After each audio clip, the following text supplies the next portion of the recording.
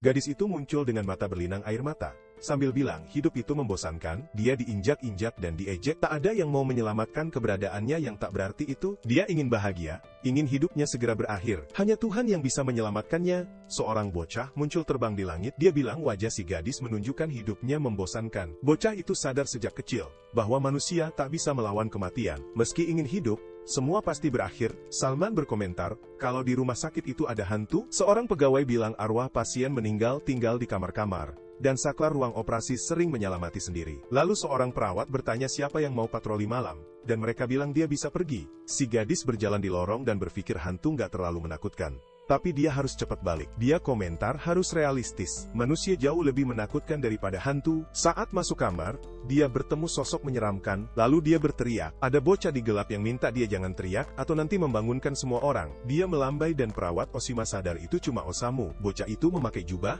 sandal kelinci, dan pegang ponsel. Oshima bilang dia nggak boleh keluar sendirian, karena nggak tahu kapan krisisnya bisa datang lagi. Bocah itu minta maaf, lalu dia komentar Sufiyama bilang ada hantu di situ jadi dia pengen lihat sendiri dan cari pakai ponselnya. Oshima tanya dia pengen lihat hantu.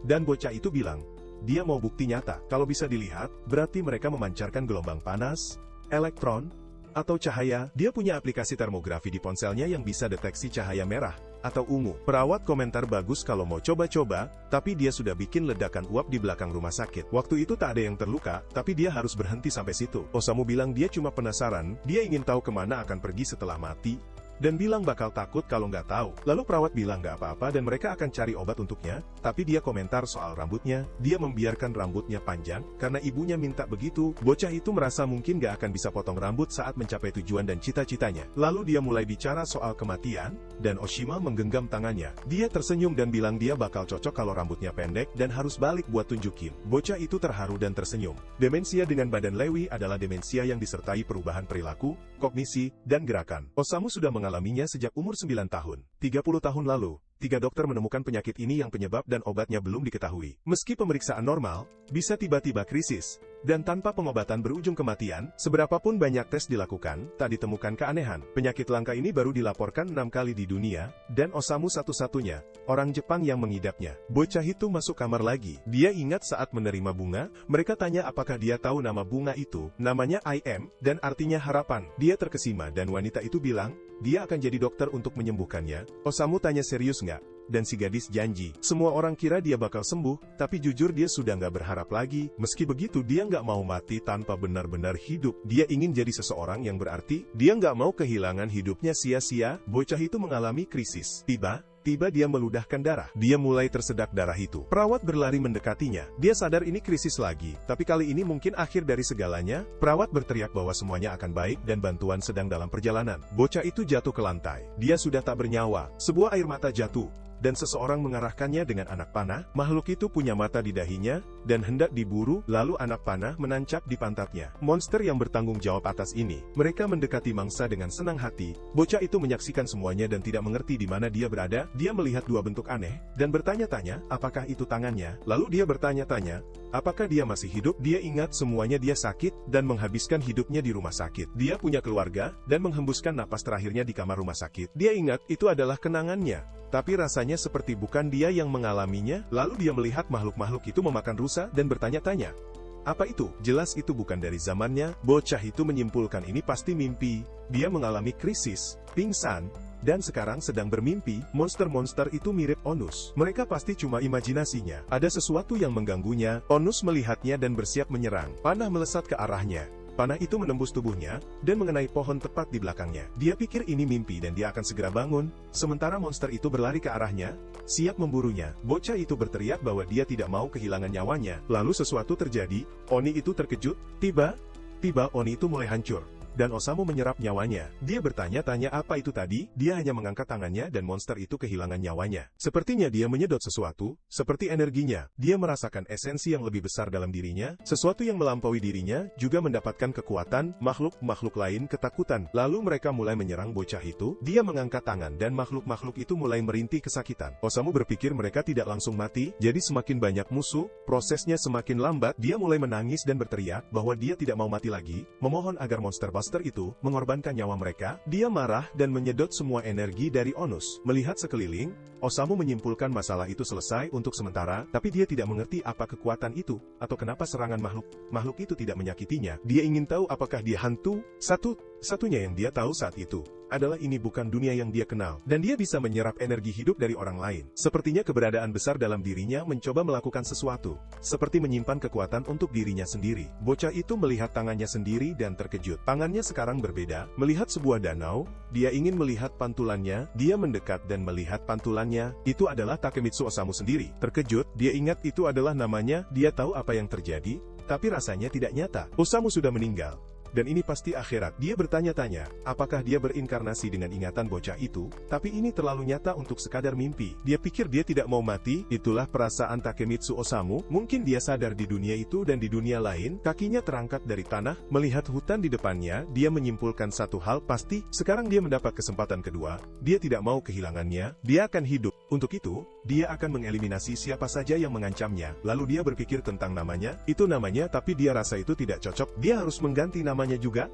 Osamu juga bisa dibaca Shu. Kedengarannya keren, jadi dia akan pakai itu, tapi dia butuh nama depan lain, mungkin Cuku. Lalu dia terfikir Arch, yang berarti unggul, diikuti Light. Jadi dia memutuskan akan jadi Shu Archlight. Walau dia sudah putuskan tidak ada yang menyaksikannya, jadi lebih baik tetap tidak pasti siapa dirinya sebenarnya. Bingung, dia bertanya-tanya apa yang akan dia lakukan, karena dia tidak lapar, tidak mengantuk, dan bisa melayang. Suara datang dari hutan. Bocah itu ketakutan, lalu dia cepat memanjat pohon. Seseorang mendekat dan memanggil Freddy, bilang ada tumpukan mayat goblin di sana. Yang lain berteriak kepada Miguel untuk berhenti dan pelan-pelan. Dari atas pohon, bocah itu memperhatikan semuanya, dan bertanya-tanya, siapa mereka? Soalnya mereka manusia. Freddy bertanya apakah ada yang cukup kuat untuk mengalahkan goblin. Miguel jawab tidak kenal siapapun. Pokoknya, mereka harus mengangkat mayat itu, dan membakarnya, supaya wabah nggak menyebar. Dari atas pohon, pahlawan kita mengamati semuanya. Salah satu goblin ditarik keluar dari air. Miguel, sambil mengeluarkan makhluk itu dari air, bilang mereka nggak menunjukkan luka, dan bertanya-tanya, apa ini kerjaan hantu? Freddy bilang kelas bawah nggak bakal kayak gitu. Miguel pakai sihir bakar dan api. Sebuah simbol muncul di tangannya, dan api juga menyala. So terkagum-kagum dan bertanya-tanya apakah itu sihir. Terus Miguel melempar bola api, tapi nggak ada yang luar biasa terjadi. Dia mulai putus asa dan bertanya-tanya di mana kesalahannya. Freddy jawab dia kurang imajinasi, dan harus ngasih tahu elemen sihir kapan aktif. Sihir itu skill tahun pertama. Mestinya dia udah biasa. Miguel bilang, jangan berantem kalau dia lagi down.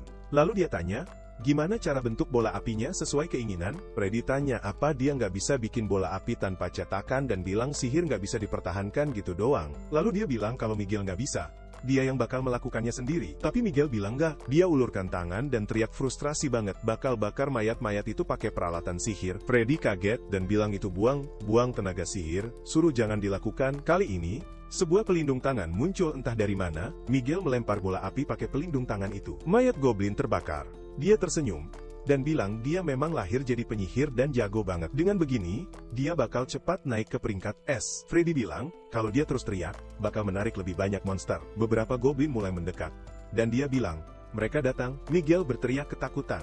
Dengan kedua tangan di tanah, Freddy pakai peralatan sihir, akar keluar dari tanah, dan menghantam goblin, menjebak leher mereka. Miguel pakai kekuatan apinya untuk menghabisi monster-monster itu. Dia tersenyum dan bilang itu bahaya banget. Freddy bilang dia capek. Sepertinya peralatan sihir menghabiskan lebih banyak energi sihir, tapi setidaknya dia masih punya cukup tenaga sihir buat pulang. Freddy komentar dia lebih suka peralatan sihir tipe baju zirah, dan bocah itu ngejek, bilang gak ada yang bisa dilakukan. Lalu mereka mulai jalan pulang. Itu latihan yang bagus sebelum tes casting mantra. Pahlawan kita mengamati mereka, dan bertanya, apakah mereka murid? Mungkin ada kota di dekat sini. Yang paling penting, dia dapat info penting dari mereka. Sesuatu seperti sihir memang ada di dunia itu. Sihir dibuat dengan mantra dan lingkaran sihir, dari imajinasi penyihir, dan konsumsi tenaga sihir, yang menghasilkan fenomena fisik tertentu. Sedangkan peralatan sihir berbeda tiap orang. Itu skill yang ditentukan sejak lahir dan konsumsi sihirnya berbeda tiap individu. Ternyata lingkaran sihir adalah sistem yang bekerja sendiri. Shu mikir apa maksud tenaga sihir itu, dan menyimpulkan mungkin dia juga bisa pakai, layak dicoba. Jadi dia putuskan buat uji lempar bola api untuk membakar mayat yang tersisa. Dia bertanya-tanya, apa itu mantra dan mikir, berdasarkan ingatan Takemitsu Osamu. Cuma ada penyihir dongeng sebagai referensi, dia harus mikirin fenomena fisik apa yang mau dia ciptakan. Dia harus menyebutkan elemen sihir untuk mantra. Shu ingat, Waktu Osamu belajar dan mikir tentang air, dia punya pengetahuan tentang apa yang menyusunnya. Satu-satunya yang dikuasai Takemitsu Osamu, saat dia cuma bisa belajar, bocah itu menutup mata, dan mencoba menghitung entalpi ikatan kovalen ion antara hidrogen dan oksigen, menetapkan parameter tekanan atmosfer dan pencairan uap air, menghitung entropi tekanan atmosfer dan kelembaban untuk menentukan kondisi air, partikel air yang muncul di ruang bergabung menjadi satu. Bola itu berada dalam keadaan alami saat energi antarmuka antara air dan udara berada di titik terendah. Shu ingat, lingkaran sihirnya muncul dengan sendirinya. Dia membuat lingkaran itu sambil memikirkan konsep kimia tentang pembentukan dan keberadaan air. Air keluar dari lingkaran, tapi bentuknya belum stabil. Mungkin itu berarti imajinasinya belum cukup. Dia teringat Freddy yang bicara tentang imajinasi dan gambaran mental. Bocah itu teringat waktu bermain dengan hadiah festival, sesuatu yang disebut yoyo air. Dia masih sangat kecil waktu itu, dan sangat senang mendapat yoyo itu. Di depannya muncul bola air, seperti kemampuan menyerap hidupnya, energi di dalam tubuhnya membantu mendorongnya melakukan apa yang harus dilakukan. Dia mencoba menggerakkan bola itu, tapi jatuh ke tanah dan menghilang. Dia butuh lebih banyak lingkaran sihir untuk melemparnya ke arah tertentu. Perintah yang lebih rumit butuh imajinasi dan mantra yang lebih kompleks. Kalau dia paham lebih dalam, akan ada kartu andalan yang berguna di masa depan. 3 bulan berlalu, seseorang berkomentar, kalau dia benar-benar nggak suka tempat itu. Sekelompok siswa, salah satu bertanya, kenapa mereka nggak latihan praktek di tempat lain. Seorang gadis menjawab, kalau takut, bisa pergi saja. Jess bilang dia akan ikut karena ingin lihat sihir baru Alice. Gadis itu bilang jangan berlebihan, lalu suruh dia pakai sihir deteksi untuk cari tahu ada setan di sekitar atau tidak. Dia ingin menguji apakah kemampuannya bisa diterapkan ke monster. Jess menunduk dan memakai sihir deteksi, dan kamu menemukan sesuatu 50 meter di depan. Hantu humanoid, roh tingkat tinggi. Gadis berkacamata ketakutan, dan bilang dia nggak ingat pernah lihat hal seperti itu di hutan. Jess bilang mereka harus menyerang, dan Alice setuju. Ini saat yang tepat untuk uji coba. Dia meletakkan tangan di tanah dan memakai sihir akar dan sulur. Itu adalah Entangled Ivy, yang menangkap hantu yang mereka temukan. Gadis berkacamata sangat terharu, dan Jess bilang Alice luar biasa. Bahkan bisa aktifkan lingkaran level 2 di percobaan pertama. Bocah itu mengambil belati sihir. Shu terjebak dalam Entangled Ivy. Jess berlari ke arahnya, dan berteriak sekarang, tinggal menyelesaikannya, dengan peralatan sihirnya. Pahlawan kita menatap matanya dalam berkedip. Lalu lingkaran sihir muncul di depan Jess, membuatnya terkejut. Tiba-tiba dia terlempar jauh. Alice khawatir. Gadis berkacamata bertanya, sihir apa itu? Makhluk seperti itu seharusnya bisa pakai sihir. Alice bilang itu seperti trik sihir yang kurang tepat sasaran, tapi sangat akurat. Mengaktifkan lingkaran sihir tanpa jeda bukan hal yang bisa dilakukan roh tingkat tinggi biasa. Shu mulai membebaskan diri dari Entangled Ivy, lalu dia bersiap menyerang para siswa. Alice melempar dirinya di atas gadis lain, dan berteriak agar hati-hati. Terjadi ledakan, Shu mendekati kacamata yang pecah di tanah. 2 gadis itu tergeletak di tanah. Pahlawan kita berkomentar, kalau dia melumpuhkan mereka, tapi ini masalah, dia belum pernah diserang manusia sebelumnya. 2 anak tadi juga mengenakan pakaian seperti itu. Bedanya, mereka bermusuhan dengannya. Shu bertanya-tanya apakah mereka ingin mengakhiri hidupnya. Di belakangnya, Jess mengangkat belatinya. Dia berteriak, marah untuk Shu, agar menjauh dari Alice. Shu Hasu memandang bocah itu dengan iba, dan menyimpulkan kalau dia ingin memusnahkannya, maka dia harus lakukan hal yang sama. Lalu dia menyerap tenaga hidupnya. Berbeda dengan monster, dia bertanya-tanya apakah ada yang pernah mengambil nyawa manusia. Tidak ada yang berubah. Dia tidak merasakan apa-apa. Jess tergeletak di tanah. Dia menatap Alice untuk terakhir kali. Tubuhnya sudah tak bernyawa di tanah. Jess bertanya-tanya, kenapa ini bisa terjadi? Shu mendekat. Dia berlutut di samping anak itu, dan bilang Jess yang memulai semuanya. Jadi semua ini salah Jess. Air mata mengalir di matanya dan nyawanya memudar. Shu berpikir kalau ada murid yang meninggal, pasti institusi pendidikan akan heboh. Tinggal menunggu waktu, sampai mereka tahu. Dia terbang pergi, dia tidak bisa tinggal di sana lagi, dia harus cari tempat lain untuk bersembunyi. Malam pun tiba, di sebuah kota yang dikelilingi tembok, ada sebuah bangunan besar. 2 gadis membicarakan cerita tentang mayat yang ditemukan di hutan di akhir hari. Orang waktu yaso kufatu aso pahas, bete menini sitiki golokahes.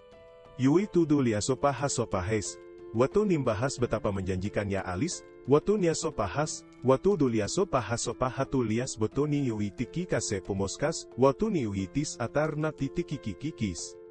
Mungkin sampah sopahah. Dan itu salah mereka yang masuk hutan dengan kondisi lemah. Seseorang membanting meja dan bertanya kenapa seorang penyihir hebat dari sekolah itu bisa kehilangan nyawa di hutan, yang cuma ada monster tingkat rendah. Seorang pria tua bertanya pada wanita apakah itu salahnya karena tidak mengawasi. Dan wanita itu jawab hutan itu tidak berbahaya. Orang lain bilang, mereka harus menyelesaikan masalah ini. Pria tua bertanya apakah harus memanggil tentara. dan pria yang duduk bilang mereka tidak akan cukup dan harus bilang ke uskup kalau mungkin butuh bantuan. Menghibur wanita yang terguncang, yang lain bilang mereka perlu tindakan segera. Banyak murid masuk hutan dan yang berperingkat F akan keluar hidup-hidup. Presiden bilang untuk sementara hutan akan disegel dan akses dilarang. Dia ingin guru yang tersedia terus menyelidiki. Para guru pergi, Presiden merenung berharap firasat buruknya tidak jadi kenyataan. Seseorang mengintip dari pintu, mereka murid-murid. Sementara itu, Shu menjauh dari hutan. Di tengah hutan, ada beberapa hantu. Shu duduk di antara mereka. Anak itu pikir makhluk-makhluk itu lagi ngobrolin sesuatu lagi. Setelah kejadian itu, dia bergerak ke dalam hutan. Hari-hari menyerap energi monster, terus berjalan. Sebelum sadar, mereka mengelilinginya, biasanya sedang berpikir atau bergumam. Mereka adalah fragmen. Dan bagi mereka, Shu adalah makhluk yang superior. Artinya, ancaman bisa dihindari dengan tetap dekat.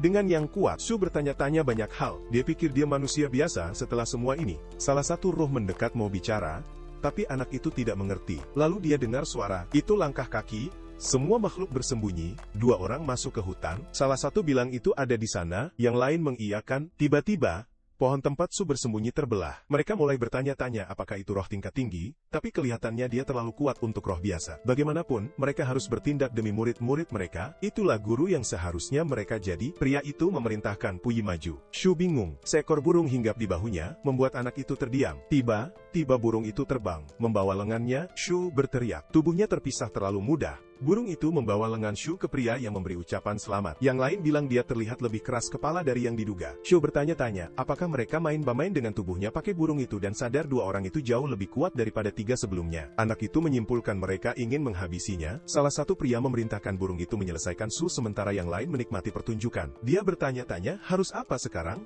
Dia tidak cukup cepat untuk mengambil nyawa mereka, dan batas kemampuannya hanya 1 serangan terakhir. Dia harus menghabisi keduanya sekaligus. Dia cuma perlu menunda waktu untuk menyelesaikan lingkaran sihirnya. Dia harus mencari cara untuk mengalihkan perhatian mereka. Sesuatu menarik perhatian pria berambut panjang itu. Lalu dia bertanya ke yang lain, sihir apa itu tiba muncul, tapi yang lain menjawab itu bukan dia yang mengeluarkannya. Beberapa lingkaran sihir muncul. Pria itu terkejut dan bilang itu sangat besar. Lebih besar dari tahap ke-10, kelihatannya seperti mantra terlarang. Dia menoleh ke Shu, bertanya siapa yang memanggil mantra sebesar itu, dan teknik apa itu. Dia bilang selama jadi guru belum pernah lihat yang kayak gitu. Shu mikir itu nggak penting, karena lingkaran itu cuma tulisan bodoh. Cuma omong kosong. Serangan misterius kayak gitu jelas bikin orang kehilangan fokus. Cukup buat dia pakai sihir asli. Salah satu pria berteriak ke yang lain untuk lihat kaki Shu. Ada lingkaran sihir di sana, berarti pasti yang buka itu orang pangkat rendah. Pria itu terkejut. Dia sadar itu Shu yang dulu ngeluarin murid-muridnya. Lalu dia teriak ke Puyi untuk serang dan habisi Shu. Anak itu bilang dia cuma selesaikan detail terakhir.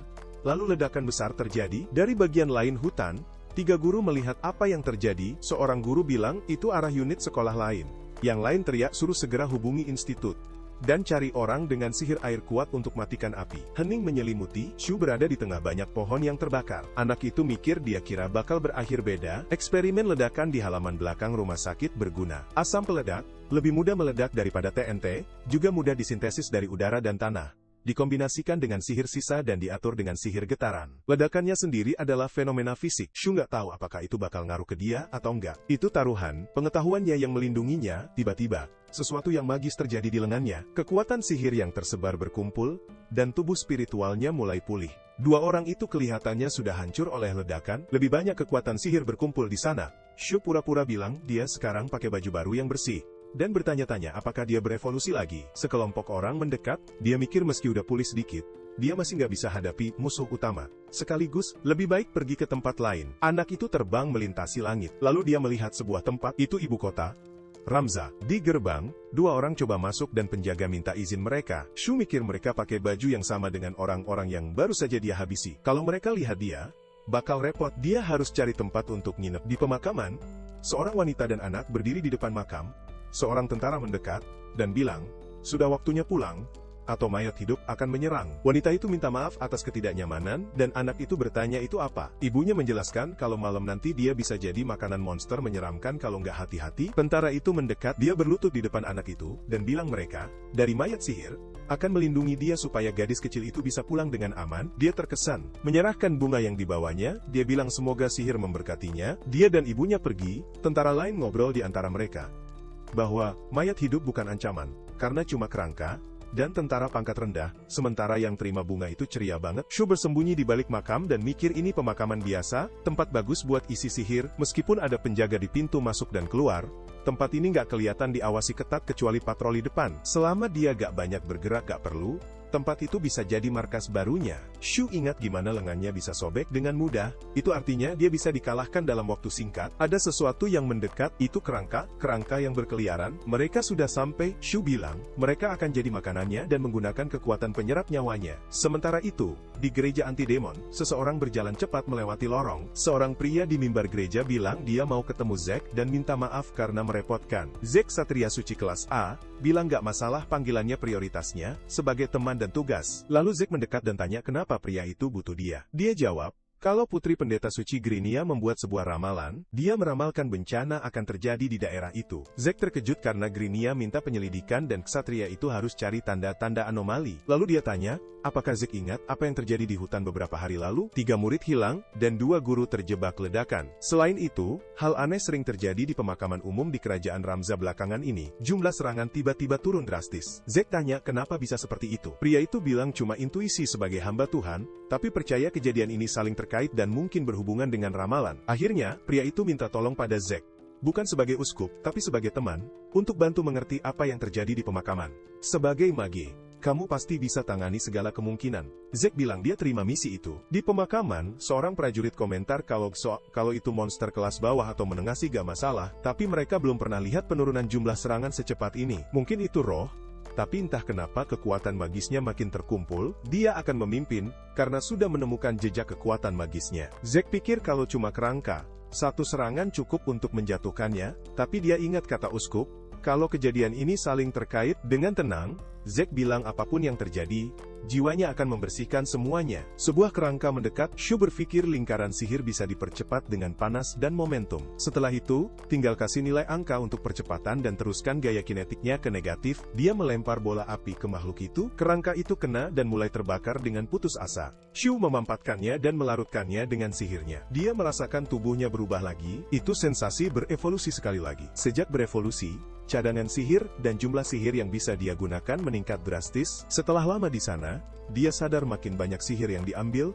makin dia berevolusi, dan dalam proses itu dia dapat kemampuan baru. Salah satunya deteksi sihir, yang bikin dia bisa menyebarkan sihir seperti jaring laba-laba untuk deteksi makhluk di area tertentu. Shui mikir, mereka mungkin sudah menemukan dia di hutan dulu, karena pakai kemampuan itu kemampuan keren banget. Kalau ada entitas bermusuhan mendekat, dia bakal bisa deteksi. Sesuatu menarik perhatiannya, ada sekelompok orang yang mendekat, mereka punya kekuatan magis mencolok, mending kabur aja demi keamanan. Saat mereka mendekat, Shu mencoba kabur, tapi mereka melacak dia. Mereka tahu dia di mana, dia gak bisa kabur. Kelompok itu berhenti di depannya. Seorang prajurit bilang ke Kapten Zack, itu dia. Dia komentar itu kayak roh mimpi buruk. Dan salah satu penjaga bilang, pasti sudah berevolusi, dan jadi lebih kuat. Zack meraih tombaknya dan bilang apapun itu, mereka akan basmi. Shu tanya apakah pria itu mau menghabisinya juga. Zack tanya apa yang dikatakan roh itu, dan pria di sampingnya bilang roh komunikasi, lewat telepati, jadi gak bisa tahu pasti. Anak itu pikir mereka pakai baju beda, pasti prajurit dari negara lain. Dia tidak mengerti kenapa mereka menyerangnya padahal dia tidak melakukan apa.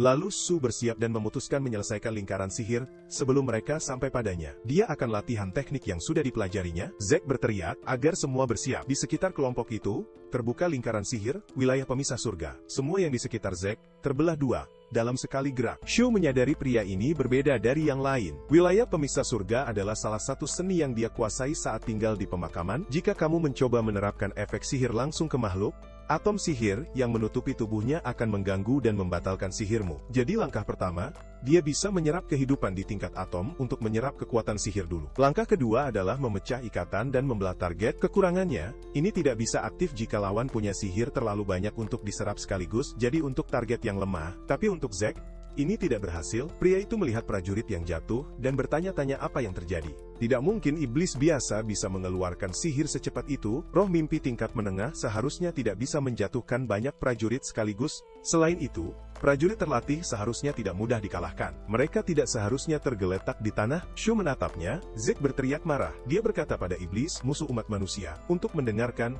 pria itu mengangkat tombaknya, dan beberapa tombak lain muncul. Lalu berkata bahwa malam suci ini, Zack Barat akan membalas dendam. Shu melihat bahwa itu adalah senjata sihir.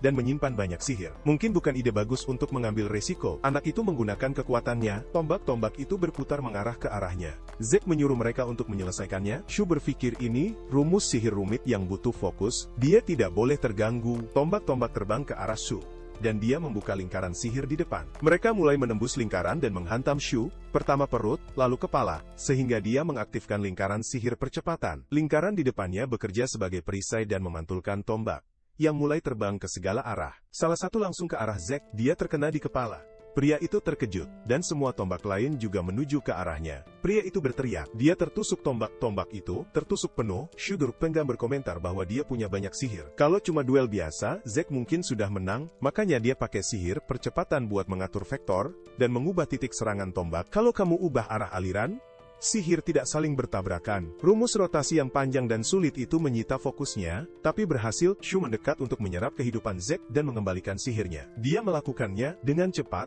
tubuhnya regenerasi, jumlah ksatria suci di sana cukup banyak, dan mereka punya akses sihir kuat. Seolah seluruh tubuhnya berubah, anak itu menarik napas dalam, menarik. Dia tidak punya otot yang bisa tegang, tapi itulah yang terjadi saat dia berevolusi. Di depan mayat-mayat itu, dia bilang, dia akan sembunyi di kedalaman hutan iblis yang tak ada yang berani masuk. Tubuh Zack ada di dalam peti dengan wajah tertutup, dan seorang pria menyarankan kepada uskup untuk tidak melihat wajahnya. 2 penyihir penjaga makam, 3 anggota korps maskot, dan seorang ksatria Ordo Suci ditemukan tewas, sama seperti yang dibunuh di hutan. Uskup menatap tubuh Zack di peti mati. Dia meminta agar jiwa ksatria Zack barat, dan semua prajurit penyihir pemberani kembali ke singgasana Tuhan. Uskup berpikir seharusnya dia lebih serius dengan ramalan suci Grineis, tapi menyesali kesalahan takkan mengembalikan temannya. Dengan mata penuh amarah dan sambil menangis, uskup berpikir dia benci wabah yang memusnahkan teman-temannya. Lalu dia bersumpah dengan sihir, akan membalas dendam untuk Zack. Setelah kejadian di pemakaman, Shu mengembara di dalam hutan selama berbulan-bulan. Tangan memotong tubuh seekor rusa. Ini adalah desa monster di hutan Eldera. Para monster itu sedang berdebat di antara mereka sendiri. Lalu sesuatu menarik perhatian mereka. Itu Shu yang mendekat. Mereka semua berlutut menyambutnya. Salah satu dari mereka menyambut Shu dan berkata bahwa ada manusia yang melewati pintu masuk hutan dan beberapa goblin yang membangkang telah dikorbankan. Shu bilang tidak ada yang bisa dilakukan untuk yang tertangkap, tapi mereka harus diusir saat terlihat.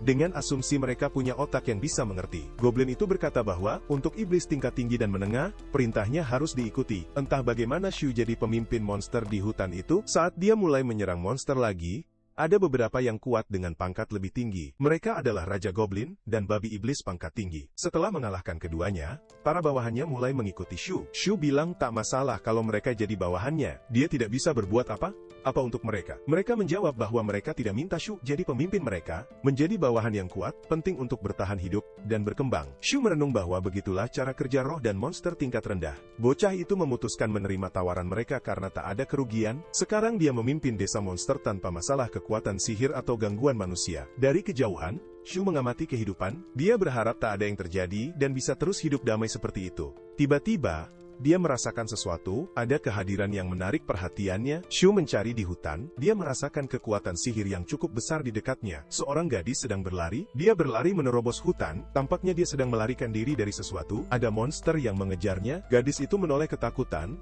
lalu bilang makhluk itu sangat gigih dan menggunakan sihir mantra. Expand, lingkaran sihir muncul di depannya, tapi tidak aktif.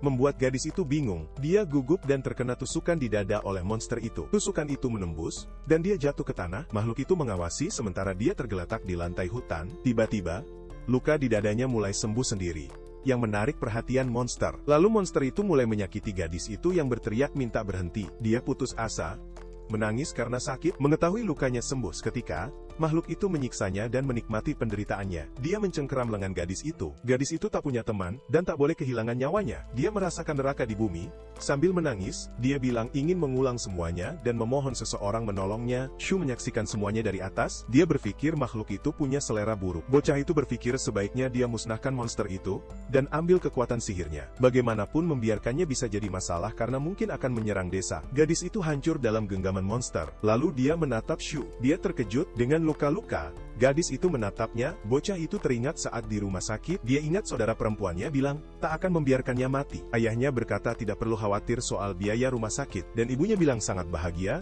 karena dia masih hidup, dia punya keluarga hangat dan peduli, tapi dia hanya ingin hidup. Shu berkomentar sepertinya hidupnya membosankan. Gadis itu terkejut. Dia mendekati monster, dan menginjak kepalanya sampai hancur. Gadis itu terkejut dan Shu menatapnya. Lalu bocah itu menyerap energi monster, membuat gadis itu terdiam, lalu dia bertanya, siapa dia dan kenapa menolongnya? Shu menjawab bahwa dia tidak menyelamatkannya.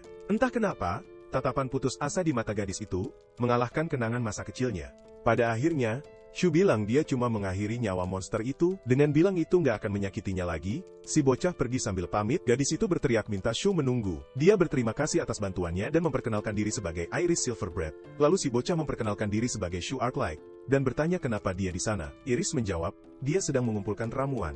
Karena dia seorang repeater, dia menunjuk ke arah untuk lewat. Seharusnya dia mengumpulkan ramuan obat di dekat pintu masuk hutan Eldera, tapi saat sadar dia sudah masuk dan dikejar serigala jadi-jadian. Shu komentar dia bilang repeater, tapi dia nggak yakin begitu. Gadis itu gugup dan jelaskan dia repeater karena nggak jago mengendalikan sihir. Sihir itu juga dasar paling dasar, kamu cuma bisa pakai first order wind impact, itu pun bakal gagal kalau buru-buru, nggak peduli seberapa banyak sihir yang kamu punya. Shu menatapnya lalu tanya, apa dia nggak harus kuasai sihir? Dan dia bilang itu nggak mungkin, karena profesor nggak suka padanya, apalagi sihirnya tipe diperpanjang. Jubah sihirnya adalah kemampuan abadi, yang melindungi tubuhnya. Seperti inti kekuatan, rasa sakit cuma hilang selama masih ada sihir, tapi dia nggak bisa mati. Si bocah mikir soal kekuatan keabadian dan betapa banyak hal yang belum dia mengerti tentang dunia itu. Dia menghindari urusan dengan manusia, tapi suatu saat harus belajar juga. Dia mengantarnya ke pinggir hutan, dan bilang, kalau dia ikuti jalan itu, dia bakal sampai rumah. Senang. Iris berterima kasih dan tanya di mana si bocah tinggal supaya pulang bareng.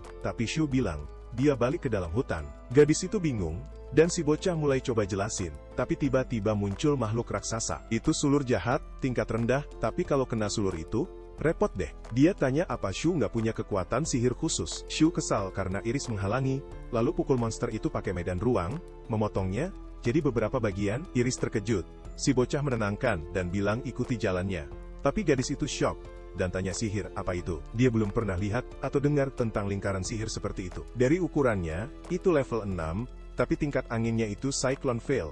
Apalagi tekniknya berkembang cepat. Melihat Shu, Iris bertanya dia sebenarnya apa. Mereka saling tatap sebentar, lalu dia tersenyum, dan bilang itu rahasia. Dia bingung, dan Shu mengeluh Iris terlalu ribut, menyuruh dia pulang. Saat dia pergi, Iris bilang dia masih punya pertanyaan dan gak mau pulang sampai dijawab. Tapi Shu mengeluh dia sudah terlalu lama di situ. Gadis itu mengeluh, lalu si bocah, pakai sihirnya, dia langsung teleport pulang. Semua orang di sekitar bingung gak tahu dia datang dari mana. Iris heran bagaimana Shu bisa mengirim orang pergi seperti itu. Itu kekuatan sihir teknologi canggih, bahkan penyihir kelas atas pun butuh banyak orang untuk aktifkan itu. Dia mikir tentang si bocah, menyimpulkan harus ketemu dia sekali lagi. Dia ingat orang tuanya berharap hal baik untuknya. Lalu bertanya-tanya kenapa dia begitu nggak kompeten. Ada pria yang berteriak karena dia nggak lulus tes sihir sederhana, dan harus ikut les tambahan. Gadis itu minta maaf ke guru. Dengan tangan di kepala, guru bilang orang tuanya penyihir hebat dan berbakat. Gadis itu menatap, dan minta maaf lagi. Guru terus menatap dan bilang, seharusnya dia sudah mati. Lalu Iris minta maaf dan bilang tubuhnya nggak bisa mati meski dia mau. Teman-temannya menilai dia tolol, dan punya sumur sihir yang terbuang, karena butuh les tambahan. Gadis itu mengasingkan diri. Dia dengar suara orang tuanya bilang nggak apa-apa, jangan takut untuk terus hidup walau sulit. Lalu dia bilang nggak apa-apa, dan bilang orang tuanya cukup khawatir. Dia akan berusaha sebaik mungkin. Di hutan, Shu lari dikejar goblin. Goblin itu panik. Mereka bilang ke Shu Pabo bahwa mereka mencium bau manusia perempuan di sekitar.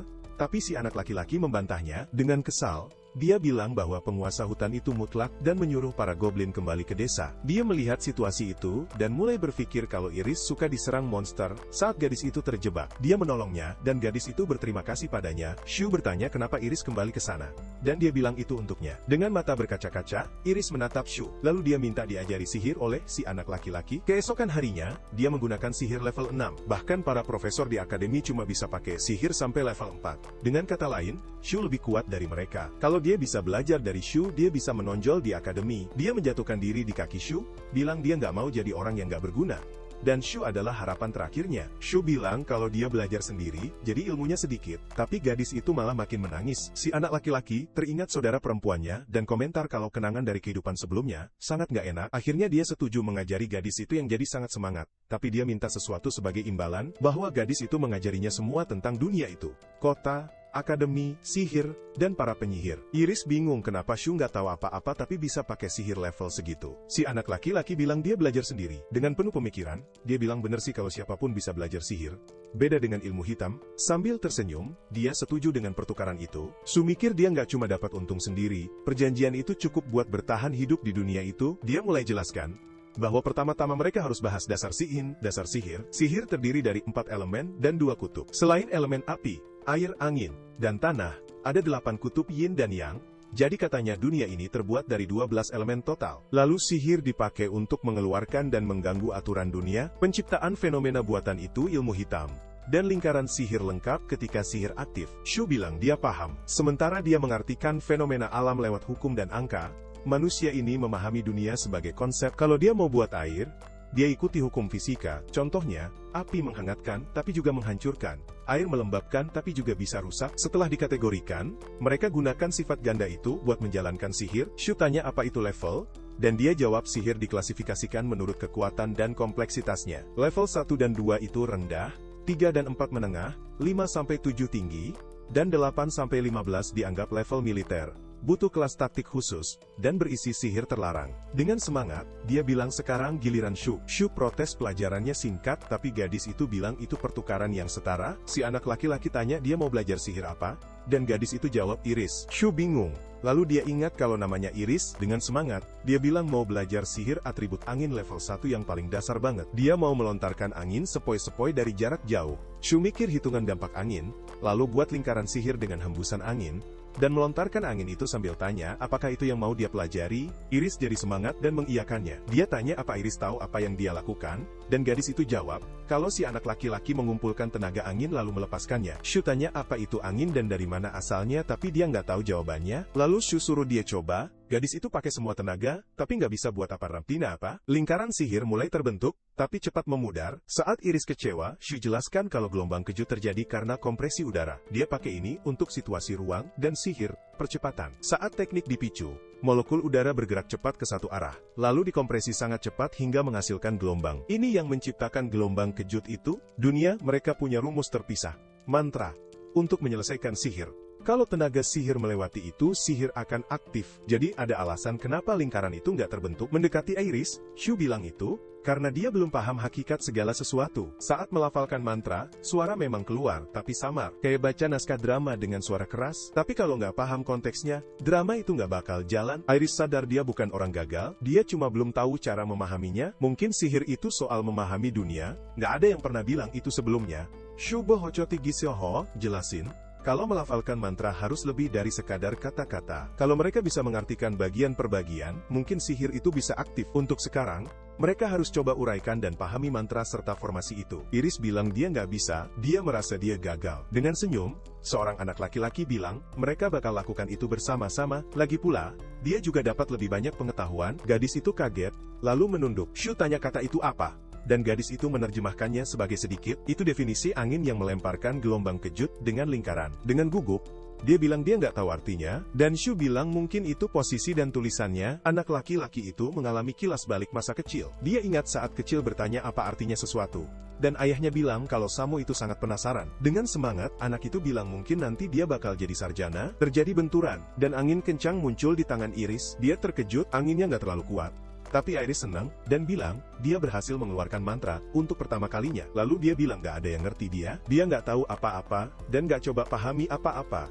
Melihat anak laki-laki itu, dia bilang ingin lebih mengerti tentang dia dan tentang sihir. Dengan senyum, Shu bilang dia juga begitu. Dia sadar cuma dengan menambah pengetahuan yang bisa membantunya, tapi semakin lama bersama Iris, semakin dia ingat masa lalunya. Itu bukan perasaan buruk. Waktu berlalu, dan Shu serta Iris semakin giat belajar sihir bersama. Teman-teman sekelas si gadis mulai bertanya, dari mana dia belajar dan bilang, itu pasti cuma kebetulan. Mereka juga bertanya, apakah dia menjual diri ke guru? Para profesor membahas bahwa dia menggunakan sihir level 7. Tapi selama ini menyembunyikan kekuatannya. Semua terkejut, apalagi, dia adalah putri, seorang penyihir hebat. Sekarang nama Iris Silverbreed sudah dikenal. Kelulusannya sudah dipastikan, tahun depan, dia akan menjadi ksatria suci dari kultus iblis. Dengan semangat besar, dia masuk hutan menemui Shu.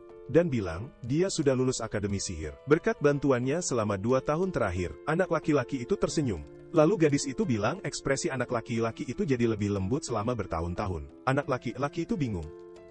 dan bilang, kalau itu pasti karena dia saat dia berinteraksi dengan manusia bernama Iris tiap hari dan belajar lebih banyak tentang dunia itu, dia merasakan emosinya muncul selama ini cuma merasa kosong. Tapi sekarang dia bahagia untuknya. Itu jelas pengaruh Iris.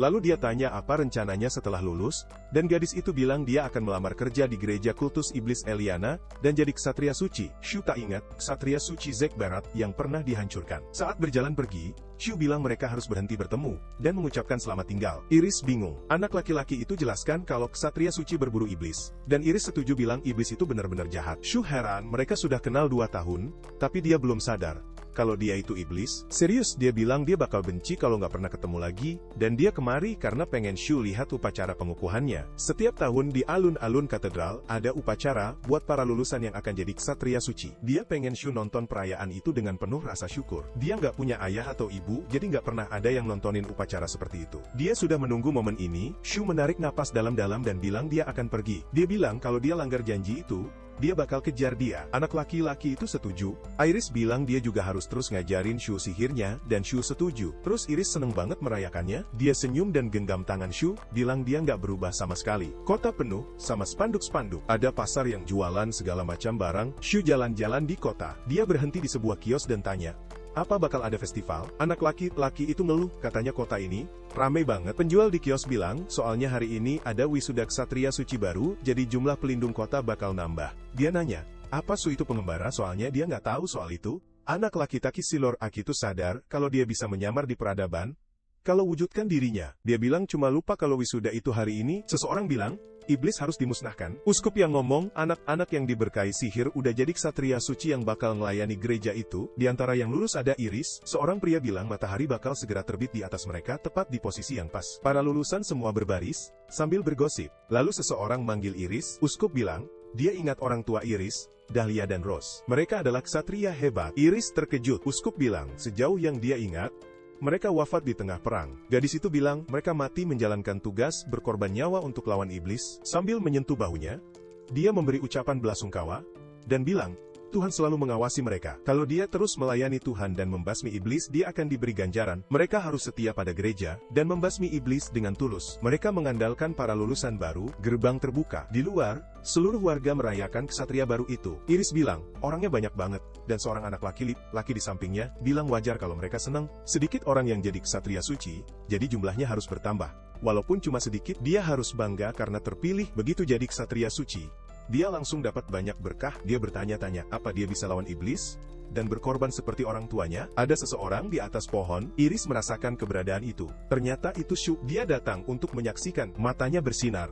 Dan pria itu melihatnya dari jauh. Shu yang bawa dia ke tempat cerah yang indah itu. Dia yakin semuanya bakal baik-baik saja. Shu tanya gimana cara bacain sebuah kata. Lalu Iris bacain dia sebuah kutipan dari buku. Anak laki-laki itu tanya, apa dia yakin dengan apa yang dilakukannya? Walau itu pertukaran setara, dia tetap mau habiskan hari ngajarin Shu. Iris bilang, gak masalah, dia pengen usaha sekuat tenaga buat misi hari ini. Setelah upacara, mereka mulai ketemu di jalanan. Dia belajar bahasa dan budaya negara Iris. Seperti biasa, dia terus belajar sihir sebagai gantinya. Belakangan gadis itu sering ngeluh soal pekerjaannya. Dia merasa nyaman ngobrol sama Shu, dan berharap anak-anak lain bisa belajar dari Shu. Dia nggak bisa apa-apa kalau semua rekan kerjanya cowok, dan dia selalu dapat banyak perhatian dari mereka. Karena dulu dia ceroboh dan sering terluka, dia belajar sihir penyembuhan. Shu bingung.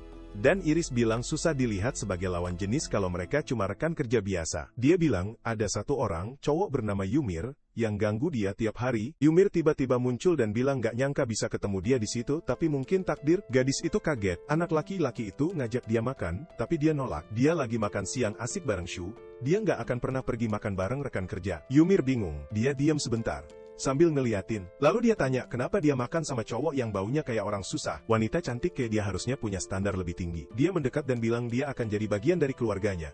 Dan jangan sampai merusak martabatnya. Meski belum menikah, dia harus patuh pada suaminya kelak. Ymir bilang dia punya masa depan cerah dan harus segera menjaganya karena dia akan mengandung bayinya. Merawat istri adalah tugas seorang suami. Shu meletakkan tangannya di atas buku, lalu bilang ini pelecehan. Ymir menatapnya dengan marah. Shu bilang dia nggak suka itu, dan suruh Ymir pergi. Pria itu diam sejenak, lalu bilang ke Shu jangan suruh-suruh dia dan menyuruhnya pergi, sambil memanggilnya pecundang. Iris berteriak ke Ymir supaya jangan kasar, dan pria itu bilang dia penyihir hebat yang mewarisi darah keluarga Ballard, sedangkan Iris adalah wanita cantik. Dia punya hak untuk menikahi Iris.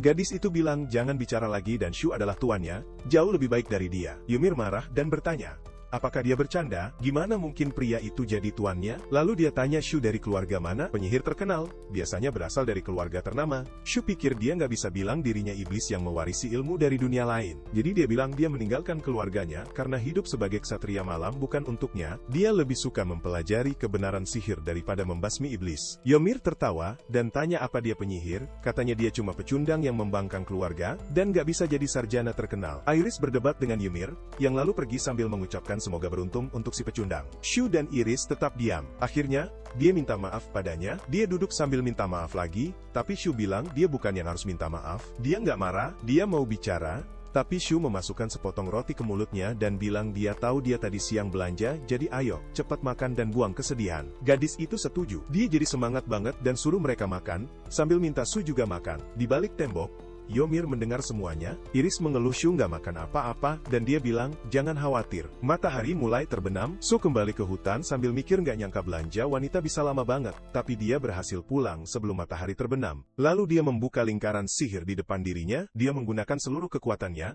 untuk memunculkan seseorang. Shu mengeluh sudah lama dia diikuti memakai sihir, tak terlihat. Seorang pandai besi Nigan terkejut dan bilang, Shu memang hebat. Dia berhasil melihat jubah sihir Shu. Saat dia membuka helm, ternyata itu Ymir yang memanggil Shu sampah tak berguna. Pemuda itu bilang, dia nggak tahu mereka punya jubah tak terlihat. Pria itu bilang dia sudah tahu dari awal Shu bukan penyihir. Mungkin dia bahkan bukan manusia. Kegelapan lembut adalah wilayah iblis, dan tak ada yang berani mendekati hutan saat malam. Jadi kesatria suci, tingkat biasa saja nggak cukup, apalagi penyihir, itu bunuh diri. Dan waktu dia di kafe bareng Iris, Shu nggak pesen makanan. Dengan senyum, Ymir bilang itu karena iblis nggak makan makanan manusia. Shu sadar dia nggak punya tempat lari, jadi mulai gunakan kekuatannya. Ymir berteriak monster itu mulai muncul.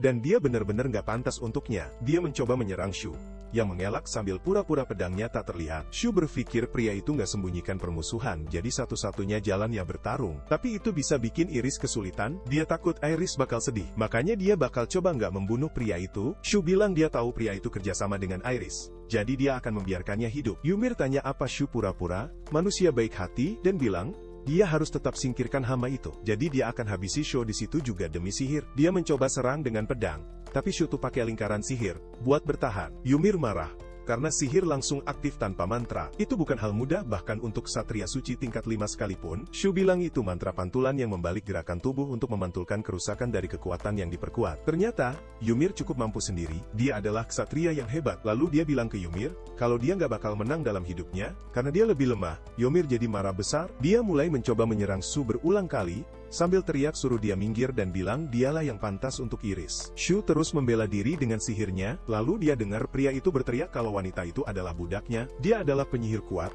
dan dia akan menghamilinya serta membawa kejayaan lebih untuk keluarga Belar. Takdir sudah ditentukan. Shu teringat wajah manis Iris. Lalu dia menggunakan sihir formasi penebas, dan dengan satu gerakan, dia memenggal kepala dan tangan Ymir. Kesatria itu jatuh ke tanah, tak bernyawa. Pria itu mati sambil bilang Shu cuma pura-pura jadi manusia. Shu melangkah mendekat dan bilang dialah yang lebih jago pura-pura. Sekarang, kalau ksatria suci mati di hutan Eldera, bakal ada masalah besar. Jadi dia pakai sihir gerakan. Di saat lain, sebuah lonceng berbunyi. Iris bilang Ymir dibunuh tepat di luar tembok kota. Shu tanya, apakah itu ulah iblis? Dia bilang tidak. Fakta bahwa dia dipotong dengan pedang sangat tajam menunjukkan itu ulah penyihir. Rekan kerjanya jadi tersangka utama. Mereka tunjukkan tubuh Ymir yang terpotong itu padanya. Dia ingat pernah melihatnya sebelumnya. Shu tanya, apakah pelakunya penyihir? Iris menatap Shu sebentar lalu mengiyakan kalau pelakunya memang penyihir. Iris bilang dunia ini berbahaya untuk ditinggali, tapi entah kenapa itu malah membantunya. Shu tanya maksudnya, dan dia konfirmasi kalau akhirnya dia punya kehidupan normal di tempat kerja. Bocah itu pura-pura terkesan. Malam hari, seorang wanita menatap langit dan bilang ada bintang jahat bersinar di selatan. Dia menatap dengan fokus. Dua gadis ngobrol tentang betapa cantiknya sang putri saat menggunakan sihir. Dia sedang dalam ramalannya. Putri itu melanjutkan, bilang tanaman obat menyebar di bawah sana. Ada dua portal, satu pintu kayu dan satu pintu dendam yang terbuat dari daging dan darah. Seorang pria bisa melewati salah satu dari kedua pintu itu. Putri itu membuka salah satu pintu, di baliknya ada kerangka yang bilang hari pilihan adalah Ymir. Dia terlihat sedih dan terkejut, sementara gadis-gadis di sebelahnya jadi khawatir, dan menyuruh Kimiko minum air dan istirahat. Seorang pria bilang semua orang akan segera melihat masa depan yang diramalkan Putri Kimiko. Mungkin soal Raja Iblis. Para tetua yang hadir mulai bilang mustahil makhluk bencana tingkat atas itu muncul. Pria yang memimpin pertemuan bilang ramalan itu nggak terlalu jelas, tapi bilang bintang jahat lahir saat Raja Iblis muncul. Mungkin sekarang Raja Iblis baru akan lahir. Salah satu pria bilang, mereka harus bertindak cepat sebelum dia jadi raja. Tempat dengan tanaman obat itu kemungkinan hutan Eldera. Mereka harus mengirim utusan dan bala bantuan ke hutan. Mereka tak boleh terlambat. Mereka mulai bilang, akan mengurusnya dan berdebat siapa yang akan memimpin situasi itu. Pria itu menarik napas dalam, dan bilang ada 2 pintu. Harus buka pintu yang benar. Di desa monster di hutan Eldera, semuanya berjalan seperti biasa. Para monster jual beli barang. Shu mengamati selama 5 tahun terakhir, tempat itu sudah jadi komunitas yang lumayan. Goblin, orcs dan babi hutan iblis sudah mengumpulkan kekuatan sihir dan kecerdasan. Kepribadian mereka mulai muncul, sekarang dia bisa komunikasi dengan mudah dengan iblis yang lebih kuat, seperti Raja Goblin dan babi hutan tingkat tinggi. Jabatan yang mereka berikan padanya, penguasa iblis, cuma formalitas. Ternyata nggak seseram yang kelihatan. Mungkin perasaan ini adalah keterikatan. Seorang goblin mendekat dan bilang dia bawa laporan, mereka yang berburu ketemu manusia, dan lebih dari setengahnya hancur. Shu tanya apakah itu dekat pintu masuk hutan, dan goblin itu jawab tidak. Itu berada jauh di dalam hutan dekat desa. Anak laki-laki itu terkejut, tidak ada alasan bagi para penyihir untuk pergi ke sana. Sudah bertahun-tahun tidak ada yang berani masuk sedalam itu, kecuali mereka bisa menghabisi monster evolusi. Anak itu berpikir, dia tidak tahu kenapa para kesatria suci itu ada di sana, tapi kalau ini perburuan iblis, bakal berbahaya, karena desa ini tidak dibangun. Untuk itu, Shu bertanya, apakah goblin itu datang untuk buru-buru? Meminta benang yang sangat kuat. Mereka butuh tali sebanyak mungkin. Mereka akan buat jebakan dadakan, sisanya akan dikembangkan olehnya. Dengan menyempurnakan sihir baru, mereka bisa melancarkan serangan gerilya. Tapi Shu bertanya-tanya, apa yang akan mereka lakukan kalau memang benar itu kesatria suci? Iris mungkin ada di antara mereka, tapi Shu ingat dia bilang sedang menangani kasus perdagangan gelap beberapa hari lalu. Jadi dia nggak perlu khawatir ketemu dia. Anak laki-laki itu mundur. Menurut para pengintai, iblis yang tinggal di dalam hutan itu termasuk peringkat tinggi, dan sampai mereka menemukan tempat berlindung di hutan Eldera yang keras itu, jarang sekali ditemukan populasi iblis peringkat tinggi sebanyak itu. Menurut sihir deteksi, jumlahnya antara 200 sampai 300. Karena banyak berkumpul di satu tempat, mereka menduga mereka mengikuti sosok yang lebih superior. Sarangnya makin besar. Pernah ada laporan serupa di wilayah raja. Seorang uskup bilang, kebanyakan iblis menciptakan pemimpin untuk mengatur mereka. Babi hutan iblis peringkat tinggi dan orc peringkat tinggi mungkin kandidatnya. Seorang gadis bertanya, apakah kali ini berbeda? Lalu uskup berkomentar bahwa dia memperkirakan pemimpin ini adalah Raja Bintang Jahat dari ramalan Putri Kamiko. Mereka bilang dia bisa menghancurkan 1 atau 2 negara, dan itu sangat langka. Uskup bilang, menurut ramalan, keberadaannya belum sepenuhnya bangkit. Mereka harus menghancurkan benih potensial itu sekarang juga. Mereka harus mengakhirinya dengan cepat. Jika salah langkah, negara itu akan binasa. Semua yang namanya dipanggil harus ikut, dan segera pergi ke hutan.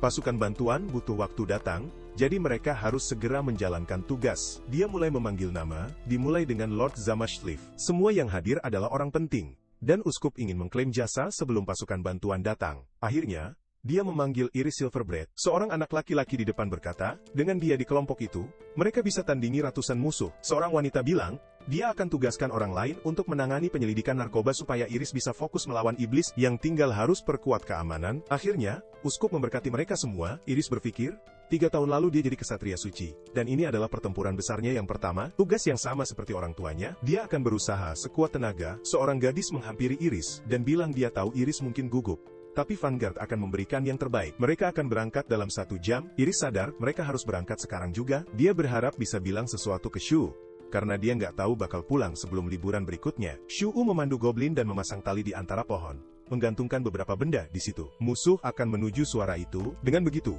mereka akan tahu kalau ada penyusup, tapi mereka jangan terlalu berharap berhasil banyak. Musuh punya kekuatan untuk menghabisi mereka, jadi jangan sampai lengah. Shu bilang, dia juga akan pergi sebentar untuk belajar sihir. Dia memanggil Raja Goblin dan minta dia menjaga desa selama Shu pergi. Raja itu menatapnya, lalu setuju kalau para kesatria suci sampai ke tengah hutan.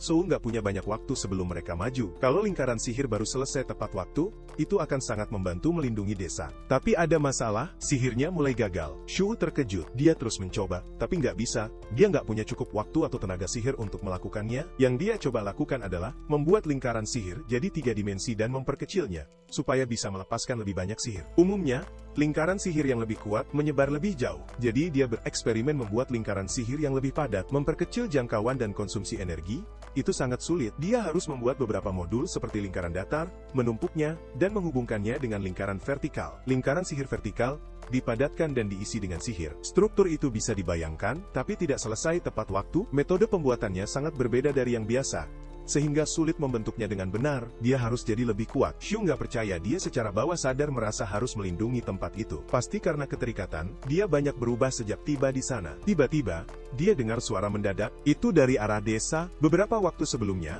beberapa goblin datang ke raja dan bertanya di mana Shu Su. Dia menjawab bahwa Shu di dekat sungai untuk mengembangkan sihirnya. Goblin bilang Shu sangat berdedikasi. Mereka nggak sadar dia sedang berusaha jadi lebih kuat. Sang Raja Goblin tersenyum dan bilang Shu pria yang kuat. Saat mereka bicara, jebakan mulai berbunyi dan menarik perhatian mereka. Musuh menuju ke arah itu, dan Goblin bersiap menyerang. Mereka siap bertarung, tapi ada suara dari belakang. Ternyata seorang ksatria menyerang goblin-goblin itu. Semua terkejut, dan ksatria itu mengejek mereka. Dia bilang, mereka cukup pintar buat pasang jebakan, tapi nggak buat rencana. Tali jebakan bisa deteksi musuh, tapi musuh juga bisa cuma ikuti tali itu. Pria itu menyipitkan mata dan bilang monster-monster itu sudah memudahkan dia nyari musuh. Goblin mendapati diri mereka dikepung para ksatria. Mereka maju, dan pemimpin mereka bilang, pertempuran pemusnahan dimulai sekarang. Seorang pria menunjuk peta dan bilang itu bagian terdalam hutan Eldera. Itu rumah bagi iblis berperingkat tinggi. Mereka akan hancurkan sarang dan musnahkan rajanya. Mereka akan membentuk kelompok 5 orang dengan barisan depan dan belakang,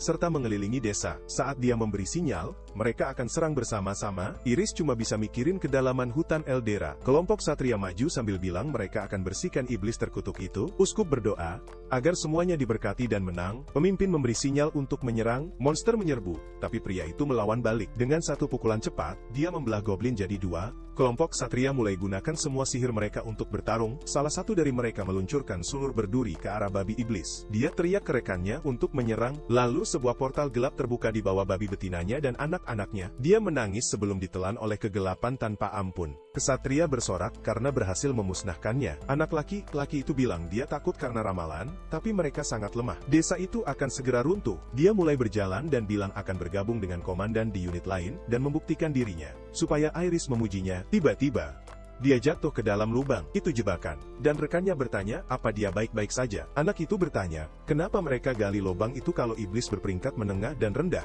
Gak punya kecerdasan. Rekannya bilang anak itu gak terluka dan suruh bangun. Bahaya kalau tetap di jebakan musuh, sekuat apapun kamu. Tiba-tiba, sesuatu terjadi. Anak yang terjebak panik, temannya menghilang. Dan di atas ada goblin. Anak itu ketakutan. Goblin teringat Su bilang padanya bahwa lubang itu punya sihir tersembunyi. Saat mangsa jatuh ke lubang, harus langsung dibunuh saat lengah. Pukulan yang sangat kuat dibutuhkan. Goblin mengangkat kapaknya, lalu melompat ke lubang untuk menyerang. Anak itu menutup mata, siap menghadapi akhir hidupnya. Tapi sesuatu menembus kepala monster itu, membuat anak itu terkejut. Itu Rubelius, salah satu pemimpin. Dia menatap si pemula dan bilang, jangan pernah lengah. Buku pelajaran berbeda dengan kenyataan. Teman si anak muncul. Setelah keluar dari lubang, si anak senang. Dan temannya bilang sudah panggil atasan mereka untuk bantu. Salah satu pria tua bilang mereka akan urus sisa daerah ini supaya anak-anak bisa gabung unit selatan. Tapi dulu biar Iris cek luka mereka. Kedua anak itu pergi dengan ceria. Salah satu pria bilang mereka cepat selesai bagian itu. Yang lain setuju, tapi bilang mereka masih harus cari raja. Sejauh ini, mereka cuma lihat babi iblis kecil dan goblin. Tiba-tiba dia lihat sesuatu, lalu tunjuk dan bilang ada yang datang. Itu Shuk.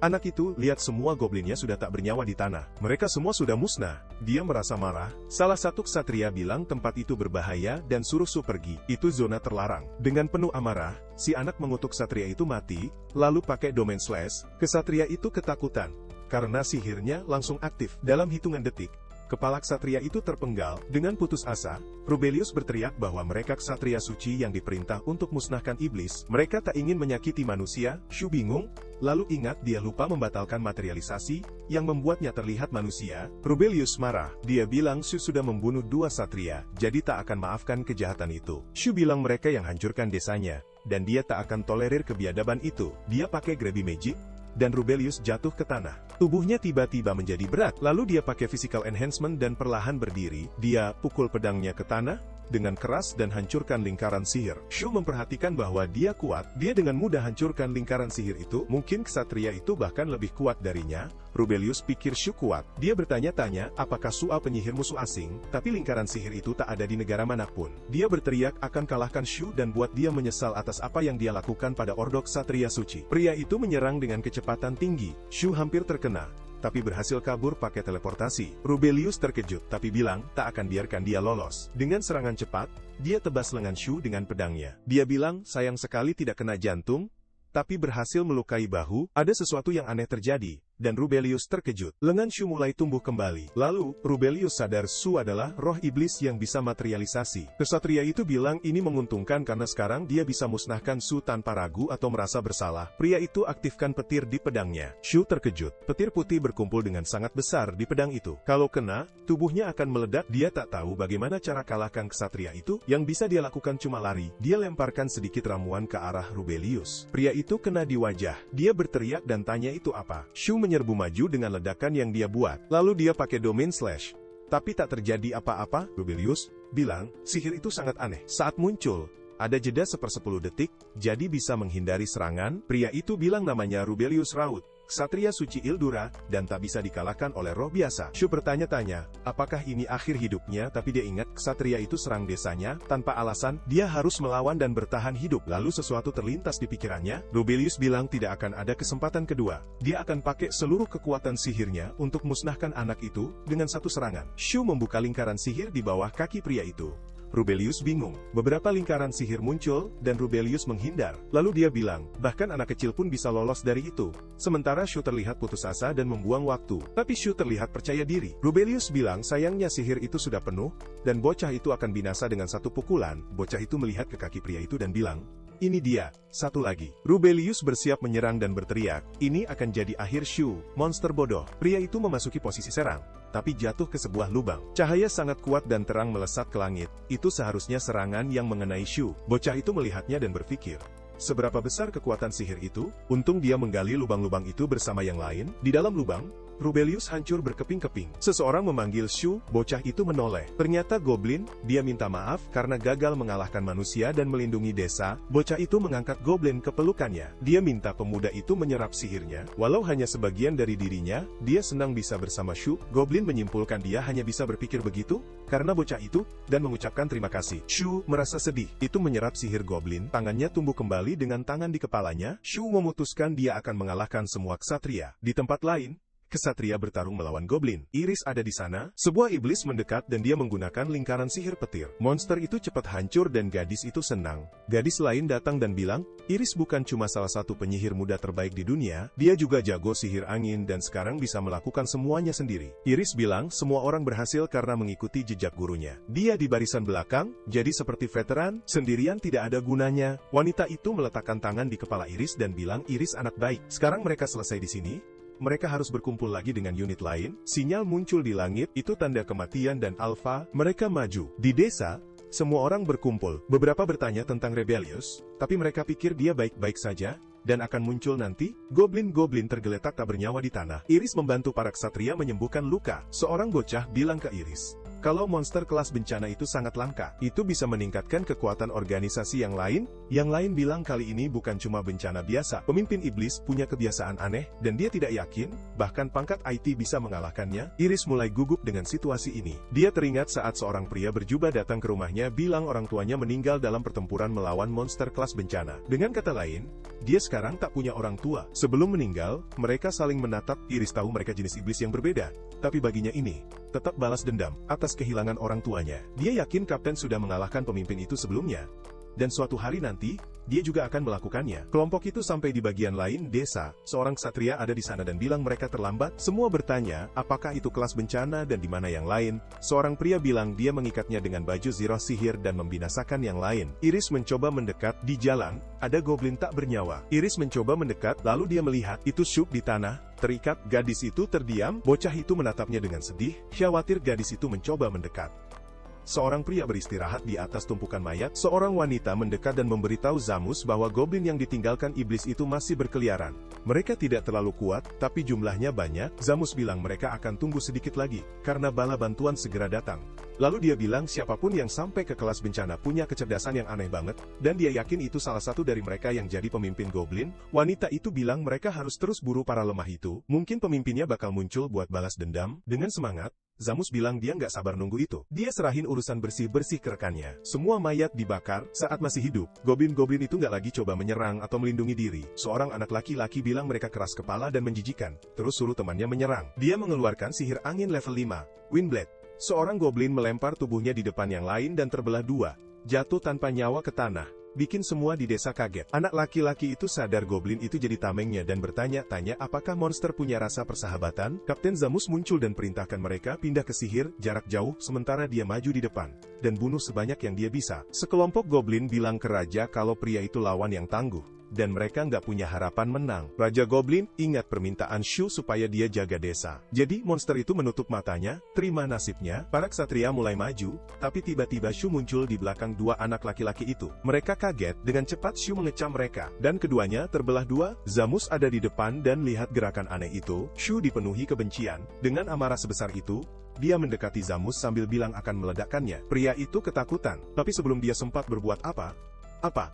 Wajahnya membengkak dan meledak, kepalanya terlepas dari tubuhnya. Shu pikir sihir getaran memperkuat ledakannya. Kalau dia bertarung langsung sama Zamus, dia pasti kalah. Kesatria itu punya kekuatan yang gak normal. Cairan aneh mulai bergerak di dalam kepala Zamus. Shu bertanya-tanya, apakah itu darah dan menyimpulkan ada yang salah. Kepala itu larut, berubah jadi cairan, dan mulai bergerak, terbentuk pusaran air. Anak laki-laki itu ketakutan, Zamus mulai tertawa. Sambil regenerasi dengan air itu, dia bilang coba meledakkannya adalah ide bagus, tapi nggak berjalan mulus. Dengan kepala yang sudah pulih, Zamus bilang dia kira tubuh air bakal lebih serbaguna. Dengan marah, Zamus bilang Shu bakal bayar atas nyawa teman-temannya. Anak laki Likatsuto takut karena Zamus muncul dari pusaran air jadi wujud manusia. Dia ingat Iris jelasin ada banyak jenis pakaian sihir, misalnya pakai hama buat bikin baju ziroh yang cuma ngaruh ke pemakainya, atau baju ziroh yang berubah jadi alat sihir yang bisa berubah-ubah bentuk. Shu bilang ke Goblin, dia bakal tahan Zamus dan suruh penduduk desa kabur. Zamus sadar Shu adalah pemimpin desa dan menghunus pedangnya. Goblin itu minta maaf ke Shu. Dia gagal ikuti perintah, dan minta setidaknya boleh tetap di sisinya. Iris tergeletak di tanah. Shu menyapanya selamat pagi, dan bilang dia tidur karena belajar terlalu banyak. Gadis itu cubit pipinya, lalu bilang itu benar karena dia masih hangat. Lalu dia minta maaf dan bilang dia senang dan tenang. Dengan semangat, dia bilang ke Shu semuanya terasa seperti mimpi dan tanya kenapa dia di sana dan kenapa kapten menangkapnya. Zamus bilang mereka ke sana untuk kalahkan Raja Bintang Jahat dan iblis yang ngikutin dia. Jadi sekarang saatnya balik ke kota. Seorang anak laki-laki terkejut dengan reaksi Iris dan bilang kayak dia kenal iblis itu. Seseorang menariknya dan suruh dia jauh-jauh dari pria itu. Itu wanita yang menemani Iris yang bilang ke gadis itu jangan gegabah. Walau sudah ditahan, dia masih berbahaya dan bisa menyerang. Iris bilang gak apa-apa, dan Shu gak mungkin menyerangnya. Tapi wanita itu berteriak kalau Iris gak ngerti apa yang dia omongin. Zamus diam sejenak, lalu tanya, apakah mereka saling kenal? Semua orang dalam kelompok itu terdiam. Dan benar-benar terkejut Iris mengenal Shu. Mereka merasa jijik dan takut padanya. Shu sadar dia tak bisa mengonfirmasi itu, jadi dia bilang tidak. Dia tidak mengenalnya. Iblis dan manusia bukan teman. Iris menatapnya dengan kaget. Shu minta dia pura-pura tidak kenal dirinya. Situasinya sekarang sangat tidak menguntungkan. Kemampuan Domain Slash yang mematikan itu tak berguna melawan kemampuan air. Penyerapan nyawa tidak efektif kalau ada beda besar dalam kekuatan sihir. Dia tidak punya pilihan lain. Untuk saat ini, dia harus utamakan keselamatan Iris. Bertahan hidup sedikit demi mempermudah hidupnya. Zamus lega dan bilang, tidak mungkin ksatria suci kenal dengan iblis yang membantai teman-temannya. Semua ksatria di sana mulai takut, karena Shu sudah membantai beberapa dari mereka. Seorang anak menyadari Rubelius mungkin ikut jatuh juga. Zamus berkomentar iblis benar-benar makhluk jahat yang harus dihancurkan. Ksatria suci berteman dengan iblis adalah pengkhianatan berat. Akhirnya, dia tanya Iris apakah mereka saling kenal. Shu berteriak, dia tidak mengenalnya, tapi Zamus menutup mulutnya dan menyuruh diam sambil tanya Iris. Temannya meremas lengannya, tapi gadis itu sudah memutuskan. Dia bilang Shu adalah tuannya. Gadis itu bilang, dia diajari sihir oleh Shu selama 5 tahun terakhir. Dan tanpa dia bahkan tidak akan ada di sini. Shu menatap putus asa, dan Iris bilang dia berhutang budi padanya. Kali ini dia tidak bisa berpura-pura. Gadis itu melepaskan tangan temannya yang ingin berkata sesuatu. Zamus tanya, apakah dia tahu Shu itu iblis? Iris bilang dia baru tahu saat itu juga. Tapi sebenarnya dia tidak ingin tahu. Zamus bilang sayang sekali, dia selalu mengira Iris adalah ksatria baik. Dengan marah, dia berteriak bahwa Iris adalah pengkhianat. Lalu dia menyerangnya dengan air. Shu berdiri di depan untuk melindungi Iris. Gadis itu merasa bahagia. Zamus menyadari Shu memakai sihir aneh itu lagi. Melalui ikatan baju sihir itu, penyerapan nyawa menyerap kekuatan sihir dan mengubahnya jadi air biasa. Dia berhasil kabur karena Zamus terganggu oleh Iris. Kalau mereka menangkapnya lagi, dia ragu bisa melakukannya lagi. Iris coba bicara, Tapi Shu tanya kenapa dia tidak diam saja. Gadis itu bilang, dia tidak ingin menjadi musuh Shu. Anak laki-laki itu terdiam, lalu berterima kasih padanya. Tiba-tiba, dia tertusuk, serangan air menusuk dadanya. Zamus berteriak hukuman untuk pengkhianat harus ditunda. Mereka harus membantai Shu dan membalas kematian teman-temannya. Mereka semua menyerbu untuk menyerang Shu. Iris langsung protes dan berteriak, jangan menyerang temannya. Shu menggunakan sihirnya untuk menangkis serangan. Iris minta bantuan ksatria lain untuk meyakinkan yang lain.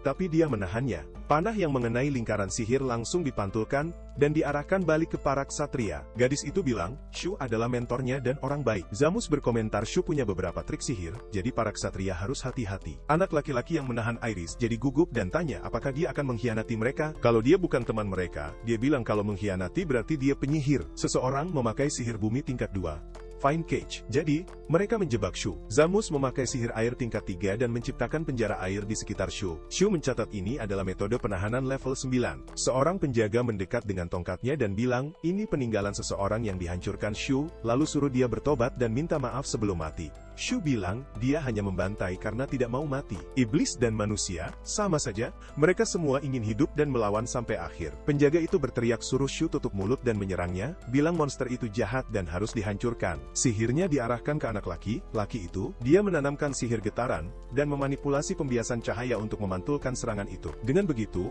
dia mengalihkan serangan jauh-jauh, membuat semua orang ketakutan. Seorang anak laki-laki memanggil Kapten. Zamus bertanya, apakah mereka harus menyelesaikannya sekarang? Sihir getaran yang sama digunakan untuk memperlambat getaran molekul air, mendinginkan seluruh cangkang itu.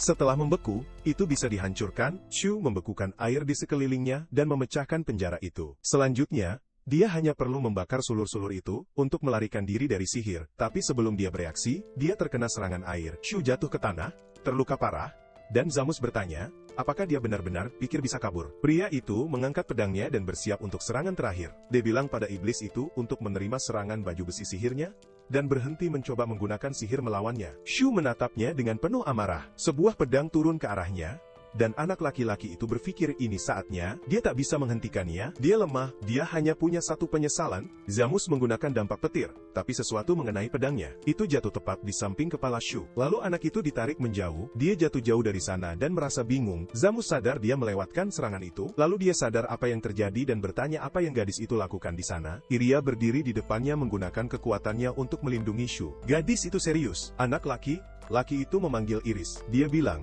belum terlambat, dan memintanya bilang semua itu bohong. Jika dia melakukannya, dia akan dimaafkan. Tapi gadis itu mendorongnya, dan menggunakan dampak angin, anak itu menangis di tanah. Zamus bilang dia tadinya berpikir untuk memaafkannya, dan menganggap ini cuma gangguan, tapi sekarang dia menghalangi jalannya. Gadis itu bilang dia nggak bisa melakukan itu, Iris nggak bisa lakukan itu, dia nggak bisa diem saja melihat Shu dihancurkan. Zamus terkejut, dia berdiri terpaku menatap gadis itu. Shu terluka parah dan berpikir Iris bisa menggunakan dampak itu untuk melucuti Zamus. Semua perhatian tertuju pada mereka berdua, dia memberi kesempatan, dia harus membalikkan keadaan, sebuah rencana untuk berkembang. Zamus menyerang Iris di kakinya. Gadis itu menjerit kesakitan luar biasa, dia jatuh ke tanah dengan kaki terluka. Temannya bertanya apa yang Zamus lakukan dan dia bilang dia akan hidup. Kekuatan penyembuhannya akan menjaga dia tetap hidup. Luka tusukan itu akan terus-menerus dihancurkan dan diregenerasi. Itu akan jadi rasa sakit yang abadi. Itu bahkan lebih buruk daripada kematian sendiri. Zamus bertanya apakah wanita itu berniat membantu Iris, dan bilang kalau iya, dia juga bersalah. Wanita itu berlutut di samping Iris, lalu bilang Iris terpesona oleh cinta. Zamus bingung dan wanita itu bilang itu sihir yang memanipulasi dan membingungkan hati orang lain, membuat mereka kehilangan akal. Pria itu bilang itu cuma dongeng. Lalu wanita itu berteriak bahwa Iris tak akan pernah bertindak sebodoh itu. Dia terobsesi dengan sihir itu, dan itulah sebabnya dia melindungi iblis itu. Dia mendekati Zamus dan bilang itu kekuatan yang lebih besar dari gadis itu. Tapi Zamus menjadi serius, dan bilang, tak akan ada lagi belas kasihan. Iris telah pudar untuk menghadapi inkuisisi. Sampai hukuman dijatuhkan, dia harus menderita dengan siksaan sesuai kehendak Tuhan. Wanita itu berteriak bahwa Iris adalah bagian dari tim mereka. Zamus membalas teriakan itu bahwa dia yang dulu mengkhianati mereka. Sementara itu Iris berguling kesakitan di tanah. Shu berhenti di sampingnya. Dia meletakkan tangannya di wajahnya dan menghapus air matanya. Wanita itu melihat Shu dekat gadis itu. Dia langsung berlari dan berteriak agar dia menjauh dari Iris. Shu berdiri. Wanita itu menatapnya dengan serius. Shu menatapnya dengan ekspresi gelap. Dia jadi gugup, berkeringat dingin, dan merenung. Lalu menatap Iris yang menangis kesakitan di tanah. Wanita itu menarik napas dalam-dalam dan minta bantuan Shu. Tanpa pikir panjang, Shu mulai membantai semua yang ada di sekitarnya, satu persatu, mereka terbelah, kepala jatuh. Makhluk aneh, terpotong dua. Bahkan Zamus pun terkena serangan. Dia berteriak ke Shu, mempertanyakan keberaniannya. Shu menyerang Zamus untuk terakhir kalinya. Dia bilang jijik monster mengajari manusia dan berteriak agar Shu musnah. Anak itu bilang, dia yang akan mengakhiri Zamus. Dia nggak mau orang lain melakukannya. Zamus berteriak bahwa Shu itu iblis, lalu dia meleleh jadi air. Shu mengumpulkan tenaga dan memberikan serangan pamungkas, menyerap kehidupan Zamus. Dia menyerap semua kekuatan dan sihir itu, sampai Zamus hancur berkeping-keping. Akhirnya, hanya baju Zero kosong yang jatuh ke tanah. Kini dia mendengar panggilan dari kedalaman hutan dengan lebih jelas. Dengan kehidupan semua ksatria suci yang terserap, dia mengakhiri mereka, dan dengan kekuatan magisnya yang luar biasa, dia akan mengubah roh itu menjadi ras baru. Nama ras baru ini adalah Dead Spirit. Shu mulai menciptakan bentuk kehidupan baru. Iris menyadari lubang di lututnya sudah sembuh dan mengamati Shu. Dia melihat, dan di depannya adalah kepala temannya. Dia bilang ke Iris bahwa dia penyihir pengkhianat, lalu kehilangan nyawanya. Iris melihat tubuh semua teman lamanya yang hancur berserakan di tanah. Shu mendekat khawatir dengan luka-lukanya. Gadis itu marah dan bilang, kalau Shu memang benar-benar iblis. Shu minta maaf karena nggak bilang sebelumnya, tapi dia nggak akan minta maaf karena membantai para ksatria. Sebab dia juga kehilangan banyak nyawa. Di tengah perasaan campur aduk itu, dia malah jadi terikat sama makhluk-makhluk itu. Dalam kesedihan kehilangan mereka, tentu Iris pun merasakan hal yang sama. Shu nggak mau membiarkan siapapun mengambil Iris darinya. Satu-satunya orang yang nggak mau melihatnya tak bernyawa. Shu bilang dia nggak mau kehilangan nyawanya, jadi dia harus membasmi para ksatria. Dia menunduk dan bertanya, apakah Iris membencinya? Gadis itu terdiam sejenak, lalu bertanya apa maksudnya. Mustahil baginya untuk membenci Shu. Bagaimanapun, dia yang menyelamatkannya. Keduanya saling menatap. Gadis itu bilang, ingin tetap bersama Shu.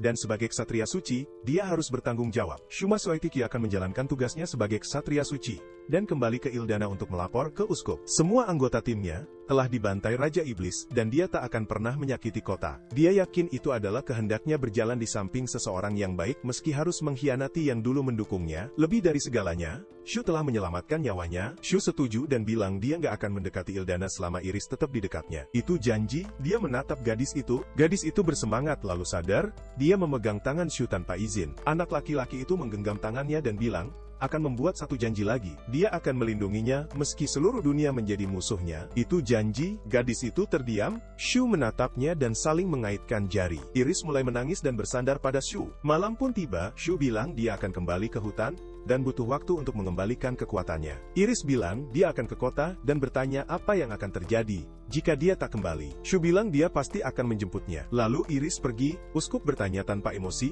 bagaimana para ksatria suci bisa dibantai? Wanita itu bertanya siapa nama yang selamat. Seorang pria terdiam. Dia tak percaya yang selamat adalah Iris Silverbread. Mereka mengirim lebih dari 20 ksatria suci, dan hanya satu yang kembali hidup. Tuhan memilih anak-anak baik untuk dikorbankan. Perintahnya agar tak seorang pun tahu kejadian ini. Dia tak pernah membayangkan para kesatrianya bisa musnah. Dia sudah mengirim kesatria yang cukup kuat. Iris masuk ke aula dan memperkenalkan diri. Bilang dia sudah kembali. Uskup bilang ini sulit. Dia tahu Iris lelah setelah perjalanan jauh, tapi mereka butuh dia cerita soal pertarungan terakhirnya. Dia dengar seluruh pasukan hilang kecuali dia. Ini adalah iblis, dari bintang kejam dalam ramalan, yang bisa kalahkan bahkan kesatria suci elit. Iris jelaskan bahwa iblis itu jadi raja dengan kekuatan sihir luar biasa. Uskup bilang itu omong kosong. Mereka kalah dari iblis sepele. Iris bilang mereka semua kewalahan dan tewas karena dia. Kalau dia cerita soal Shu, gereja bakal kirim semua kesatria suci, dan kali ini mereka bakal siap. Dia harus menghindari itu dengan segala cara, jadi dia akan campur fakta dengan sedikit kebohongan. Iris bilang iblis besar datang,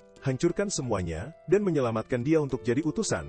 Agar manusia tak menyerang lagi, dia juga akan lakukan hal yang sama. Salah satu pria kaget, karena iblis malah menuntut sesuatu. Mereka bahkan seharusnya nggak bisa berunding seperti itu. Seorang wanita tanya ke uskup, apakah itu iblis dari bintang jahat? Dan pria tua bilang, kalau mereka terus menyerang, tak akan kehilangan lebih banyak orang. Tapi ada juga ramalannya. Iris bilang, dia pikir lebih baik biarkan dia sendiri. Kalau dia nggak keluar dari hutan, dia tak akan diserang. Seorang pria mendekat ke Iris dan bilang itu terdengar seperti kebohongan. Gadis itu terkejut dan dia bilang itu seperti kebohongan yang sembunyikan kebenaran penting. Iris jadi gugup. Seorang pria menyuruh Gremlin bicara jelas kalau ada yang mau dia katakan. Dia tanya karena rekan tak sadar bahwa ada kontradiksi dalam ceritanya. Kenapa pasukan kesatria suci mudah dikalahkan sementara dia tetap utuh? Bahkan dengan kekuatan keabadian, dia punya batas. Tentu dia punya peringkat kekuatan sihir, tapi Zamus Ramos punya kekuatan tempur dan perlengkapan lebih kuat. Jadi kenapa cuma dia yang selamat? Hanya dia yang diselamatkan. Gremlin teriak minta jawaban darinya. Dia harus bicara tapi nggak bisa. Dan dia juga nggak tahu kenapa. Dia nggak bisa berbicara. Tubuhnya nggak mau bergerak. Iris sangat ketakutan. Gremlin mencabut rambut gadis itu dan sambil tersenyum bilang gadis itu berbohong setelah bertahun-tahun jadi inkuisitor dengan jiwa patuh dan taat yang Tuhan berikan padanya. Jadi saatnya dia bicara jujur. Dia teriak suruh dia ceritakan apa yang sebenarnya terjadi di hutan. Iris panik dan bilang,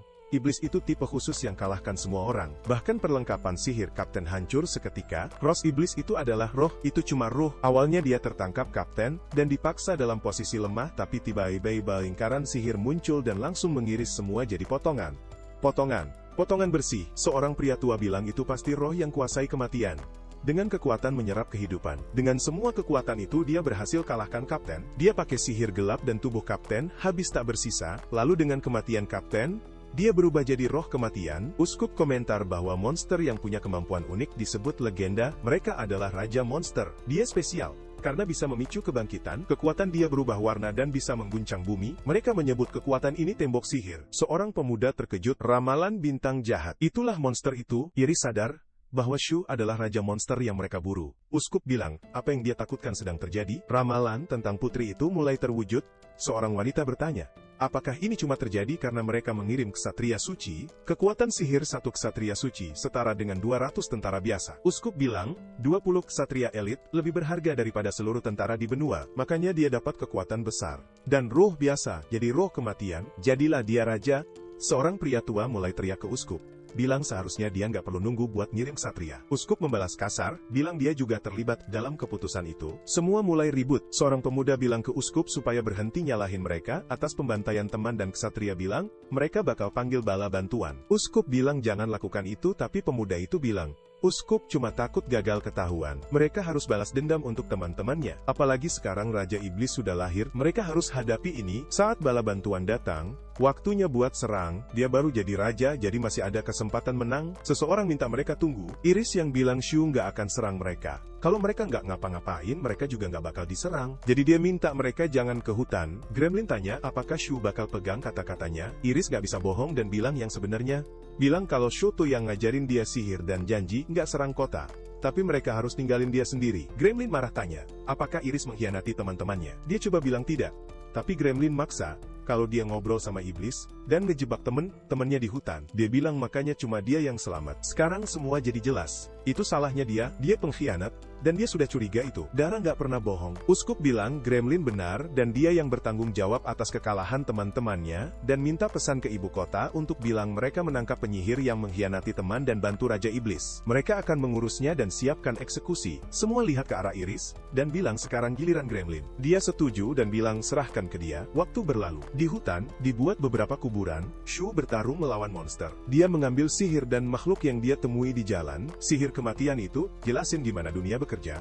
Dan hukum sihir, dia bisa mengambil nyawa hanya dengan sentuhan. Kematian itu kekuatan yang susah dijelaskan. Kalau dipakai salah, bisa bawa ke tempat yang salah. Dia takut nggak sengaja musnahin Iris, tapi sekarang nggak apa-apa. Beberapa makhluk ngintip Shu dari jauh. Mereka pengen deket tapi takut. Anak laki-laki itu menatap mereka, lalu berbalik dan siap menyambut mereka. Makhluk-makhluk itu senang lalu mendekat ke anak itu. Mereka cuma ruh tingkat rendah. Dia yakin nggak ada babi hutan iblis atau goblin di sekitar. Semuanya di sana jadi sangat sepi. Shu ingat Iris, ngomongin sihir, makanan, dan hal-hal random. Anak itu diam sebentar, lalu terbang ke langit bareng roh-roh lainnya. Dia menuju kota buat cari Iris. Shu ketuk pintu buat lihat apakah dia jawab. Gak ada yang jawab, jadi dia mikir buat nunggu di dalam. Dia udah bilang boleh gitu, dan bahkan kasih kunci untuk dirinya sendiri. Anak itu pakai sihirnya dan buka kunci lalu masuk ke rumah. Semuanya kosong. Shu jalan-jalan keliling. Tanaman-tanamannya mati. Dia mengambil bingkai foto penampilan Iris, dan terkejut dengan apa yang dilihatnya. Dengan putus asa dia lari keluar rumah sambil teriak manggil Iris. Anak itu menuju gereja. Sebuah kereta melaju menjauh dari kota. Di dalamnya ada Iris. Bukan berarti tanpa kekhawatiran.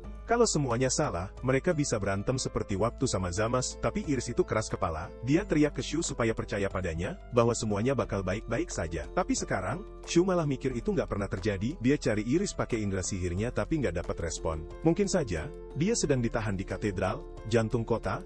tempat berkumpulnya para ksatria suci. Shu berjalan menyusuri jalanan kota. Dia tingkatkan sihir penyamaran. Masuk ke gedung itu dalam wujud roh nggak bakal gampang. Sesuatu menarik perhatiannya. Katedral itu markas para ksatria suci. Pasti ada sistem keamanan ketat dan pembatal sihir. Dia bakal cepat ketahuan. Dan kalau Iris ditahan sebagai sandera, itu bakal jadi akhir baginya. Shu merenung. Dia harus siap hadapi kemungkinan itu dan memutuskan langkah selanjutnya. Shu menarik perhatian seseorang. Pria itu memanggilnya. Dia penjual yang pernah lihat Shu di kota sebelumnya. Dia tanya apakah Shu bawa uang waktu itu. Shu menatapnya. Di tempat lain di kota, seorang penjaga berterima kasih pada pria itu atas jasanya. Dia dan Shu masuk ke sebuah tempat. Shu menarik sebuah gerobak. Seorang kakek mengeluh pria itu terlambat. Dia bilang dia butuh waktu memilih yang terbaik, lalu memperlihatkan ikan-ikan luar biasa, bilang dia bawa bahan segar. Kakek itu bilang si pria beruntung.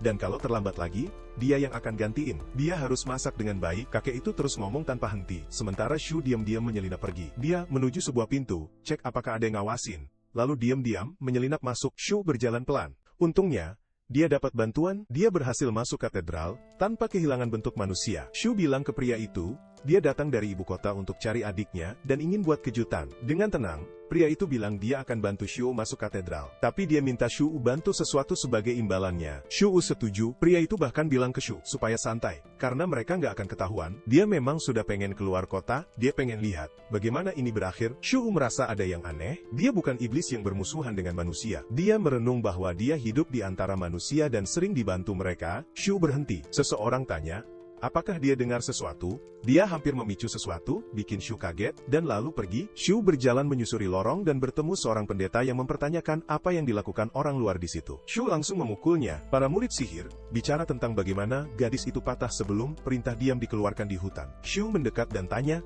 apakah mereka bisa cerita lebih banyak tentang itu? Mereka penasaran siapa Sui, tapi karena dia pakai jubah pendeta, anak-anak itu merasa tenang dan setuju cerita apa yang mereka tahu. Walau sebagai pendeta seharusnya dia sudah tahu semua. Menyadari situasi, Shu bilang dia baru datang dan ingin mengejar informasi. Mereka jelaskan bahwa beberapa minggu lalu, sebuah tim hilang di hutan, satu-satunya yang selamat dihukum sebagai pengkhianat. Sekarang tim baru dibentuk untuk pergi ke hutan. Shu merenung, ini bukan yang ingin dia tahu dan bertanya di mana pengkhianat itu sekarang. Apakah dia dikurung di penjara? Dengan senyum, murid itu bilang dia dibawa ke ibu kota kerajaan untuk dibakar hidup-hidup. Shu terkejut. Murid itu bilang, begitu cara gereja menangani masalah di ibu kota. Jiwa dan tubuh gadis itu akan disucikan dengan api. Sambil dia memohon ampun, dia tertawa, bilang itu dia pelajari di sekolah. Dan rasanya sangat nostalgia. Shu mulai bicara dan bertanya kenapa mereka tertawa. Anak laki-laki itu terkejut, lalu minta maaf, bertanya-tanya kenapa pendeta itu marah padanya. Seorang gadis tertawa dan bilang itu memang akhir yang pantas. Shu menatapnya dengan marah.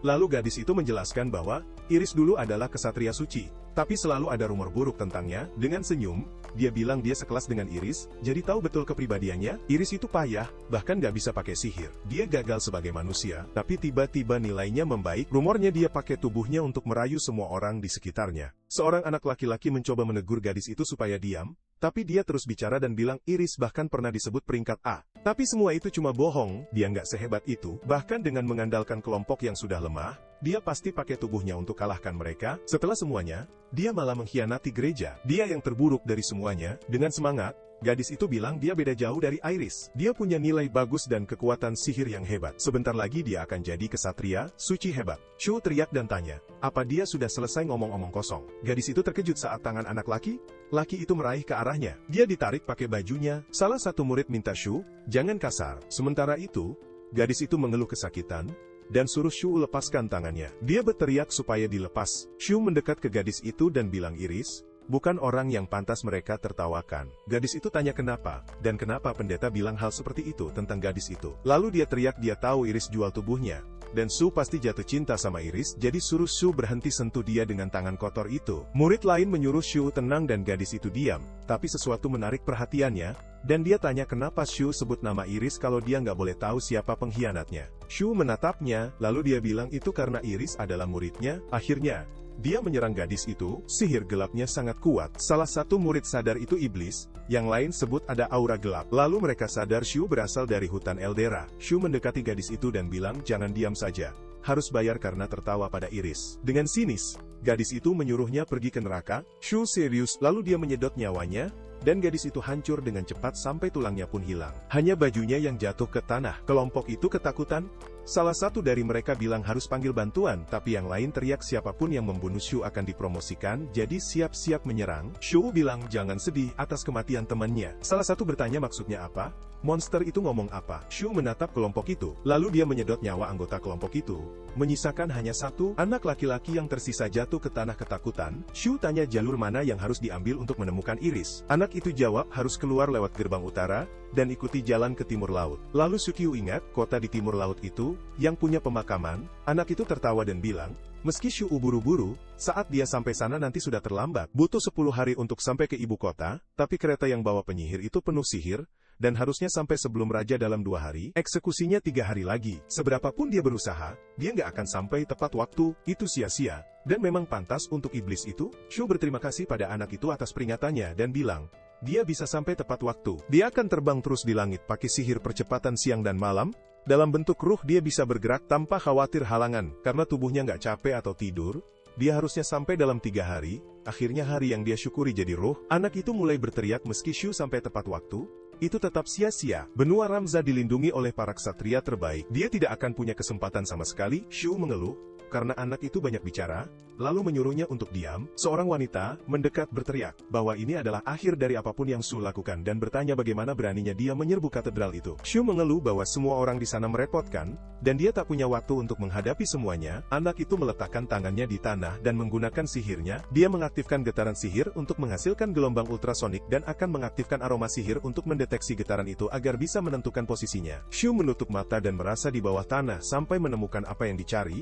Sebuah aliran air bawah tanah besar yang menjadi sumber vegetasi subur di hutan Eldera. Anak itu menggunakan lingkaran sihir percepatan gravitasi, mengatur lingkaran getaran sihir, lalu menghubungkan dan memvisualisasikan sirkuit dari 3 formasi tersebut. Kelompok itu mulai mendekat untuk menghabisi Shu. Tapi anak itu tampak tenang. Dia melihat dunia bercahaya tempat Iris tinggal, yang pasti sudah begitu selama bertahun-tahun, dan dia pasti sudah menahan banyak kata-kata menyakitkan. Gadis itu sendirian, dia memandang Shu dan tersenyum. Shu menyimpulkan bahwa dia akan menghancurkan dunia itu, dan menyerang musuh-musuhnya. Pria yang membantu Shu berdiri di luar dan berbicara dengan seorang penjaga, bilang pasti membosankan berdiri di bawah terik matahari sepanjang hari. Tapi penjaga itu bilang tidak masalah, karena kota itu damai. Tiba-tiba katedral meledak segalanya dan semua orang tersapu ledakan.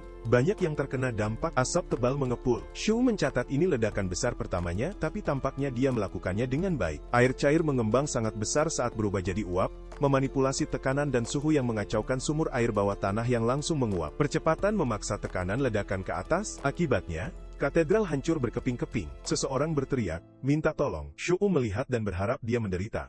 Paling tidak, semua orang di kota menatap ke langit, tempat Shu terbang, dan terkejut bahwa dialah iblis yang bertanggung jawab. Uskup berkata bahwa para ksatria suci harus melakukan segala cara untuk membasmi monster itu. Dia dikelilingi aura gelap penuh kekuatan sihir jahat. Dia adalah ramalan bintang jahat. Uskup memberkati para ksatria sebelum mengirim mereka ke medan perang. Penduduk memberontak dan berteriak supaya iblis itu segera dimusnahkan. Seorang pendeta meminta orang kurung pandang, dan pulang ke rumah. Shu mulai menyedot cahaya dari semua pendeta dan ksatria yang ada, dan berkata akan menghancurkan seluruh kota. Dia memusnahkan mereka satu persatu, menghisap nyawa mereka. Penduduk ketakutan. Shu bilang, dia tidak benci orang yang benar-benar mendengarkan. Roh yang mengikuti anak itu mengawasi dari kejauhan. Dia bertanya apakah roh itu sudah pergi, dan mereka menjawab terlalu banyak manusia di sana, jadi mereka takut. Dengan serius, Shu menyuruh mereka maju. Lalu mereka terbang ke langit. Di kota, penduduk masih bingung. Meg jatuh, matahari terbit. Di depan katedral kerajaan Ramza, ada patung raksasa sang raja. Semua orang sangat gelisah,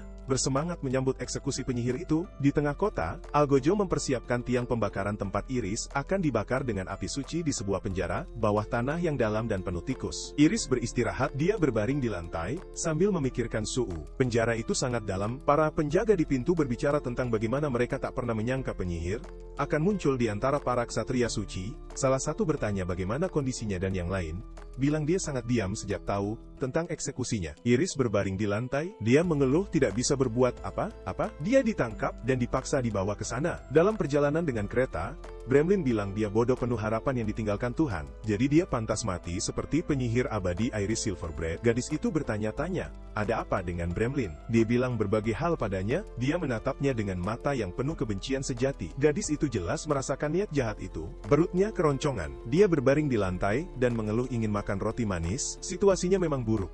tapi hatinya tetap tenang. Shu berjanji, meski seluruh dunia jadi musuhnya, dia akan melindunginya. Dia pasti akan datang membantu. Iris percaya pada Shu.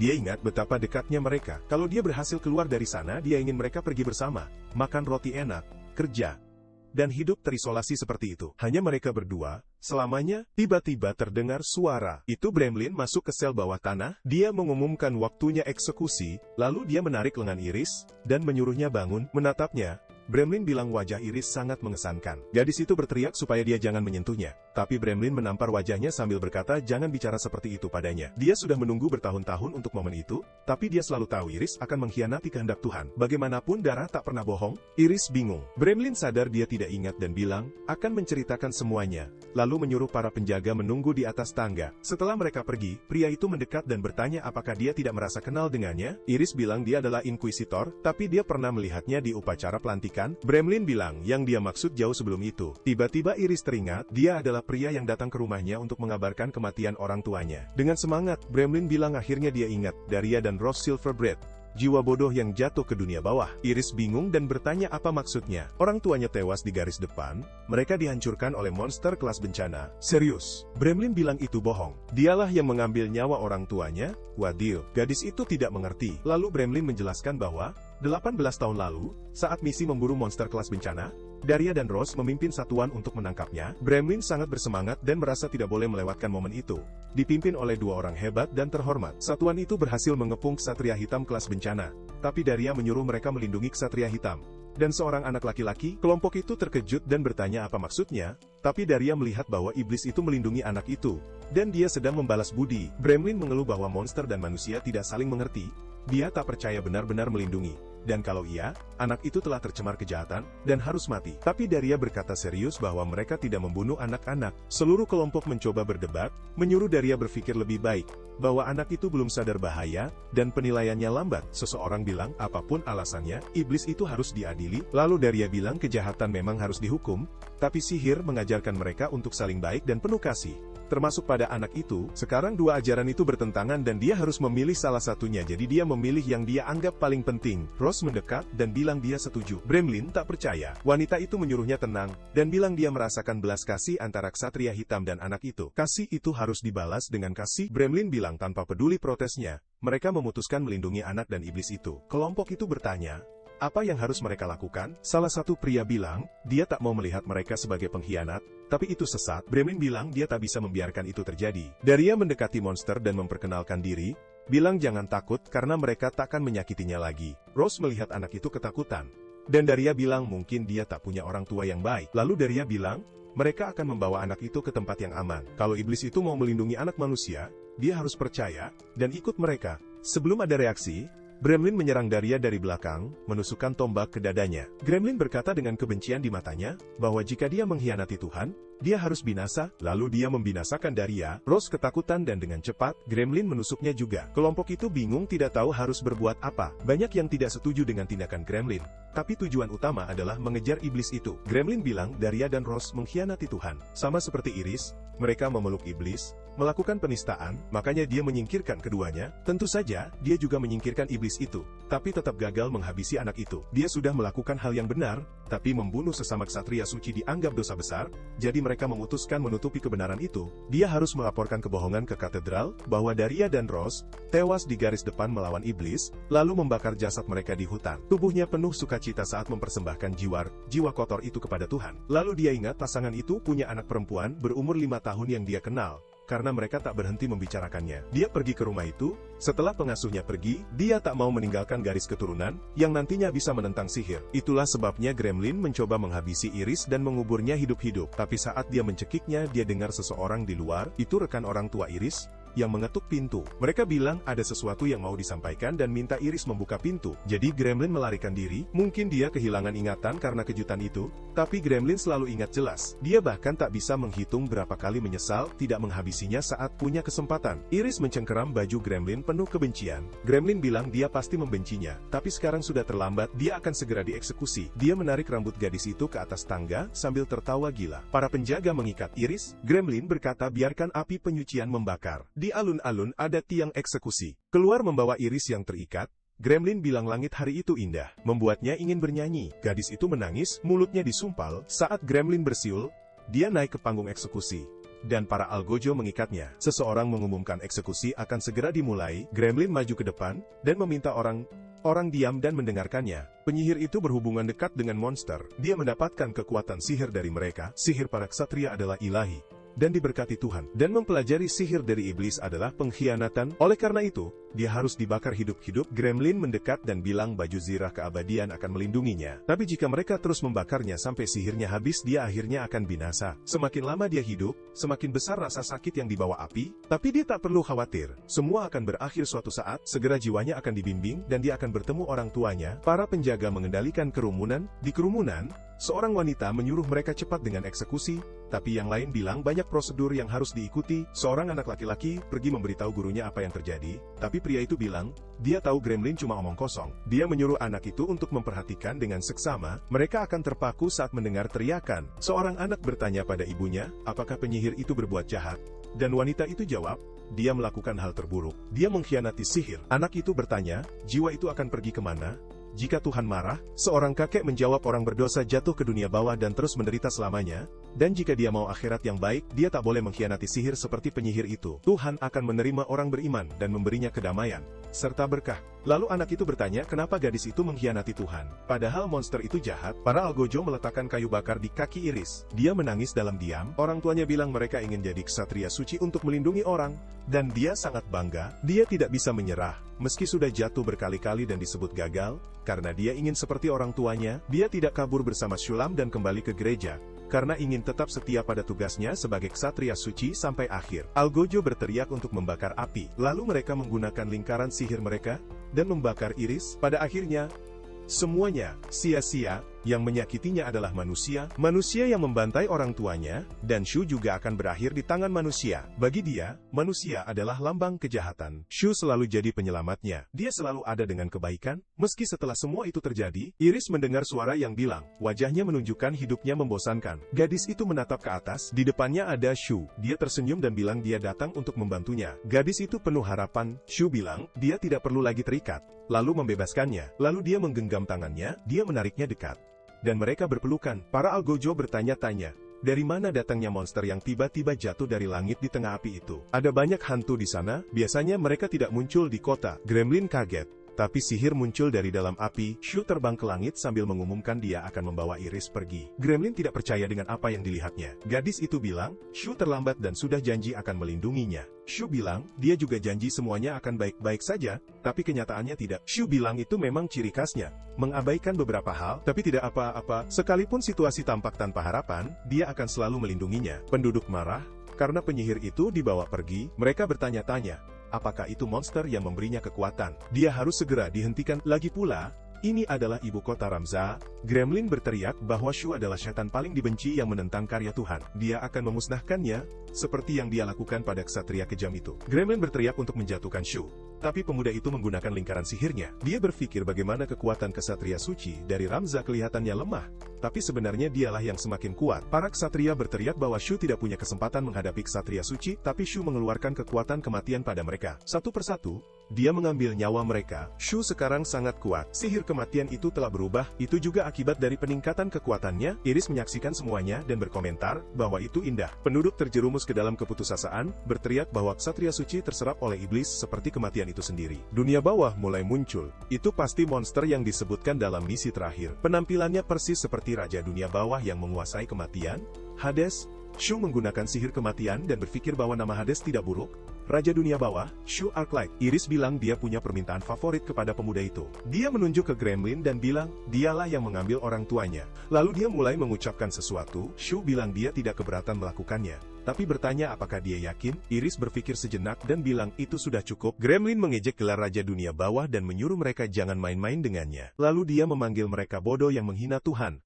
Dan tidak akan lolos begitu saja. Shu menggunakan sihirnya, membuatnya terbakar dan hilang. Di kaki Gremlin muncul api, dia panik dan mulai terbakar. Cepat, tubuhnya terbakar habis sambil menjerit kesakitan. Pria itu tidak berhenti menjerit dalam abu yang sudah terbakar habis. Akhirnya, Dia merangkak di tanah, hanya tersisa abu. Iris menatapnya. Syafiha bilang pertarungan sihir seakan mau mengambil semua yang dia punya, jadi dia tidak akan pernah memaafkan Tuhan itu. Dia akan menghancurkan seluruh kota itu. Pertarungannya bukan melawan orang-orang, tapi mereka yang terlahir kembali harus menganggap diri mereka sudah mati. Dia akan mencapai segalanya di dunia bawah. Kamu tidak bisa lari dari kematian, meski ingin hidup, nyawamu tetap akan hilang. Penduduk berteriak putus asa.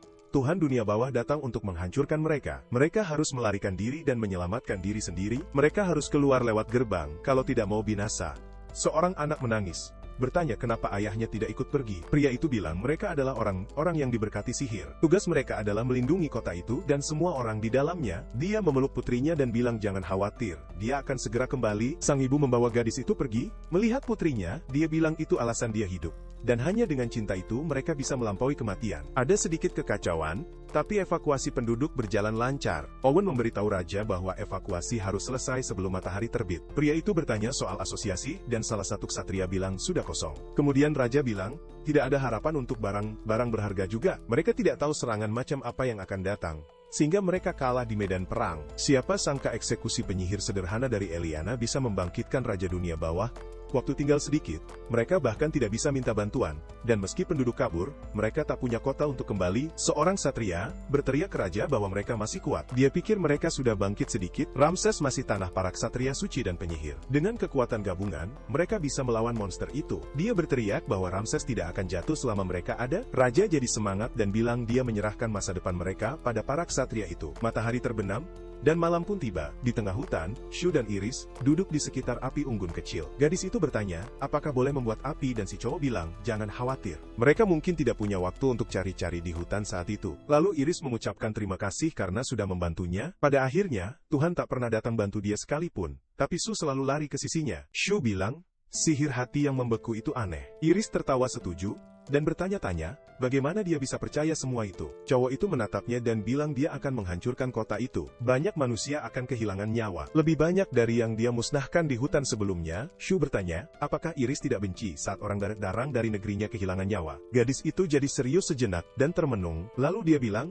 seharusnya saling mencintai. Sebagian besar waktu, kehancuran memicu kemarahan. Ya, memang seharusnya begitu, tapi dia akan dibakar hidup-hidup, dan seluruh penduduk malah senang menonton. Jadi kenapa dia harus minta Shu tidak menghancurkan orang seperti itu? Perasaan itu membuatnya tidak layak jadi manusia, dan ksatria suci, tapi dia kan penyihir juga. Shu tersenyum dan bilang lega, karena sekarang dia bisa bertindak tanpa ragu besoknya. Iris menatapnya dan mendekat, duduk di sampingnya, dia bersandar di bahunya. Shu bertanya itu apa, dan Iris tertawa. Mereka menghabiskan malam berpelukan. Matahari terbit di kota.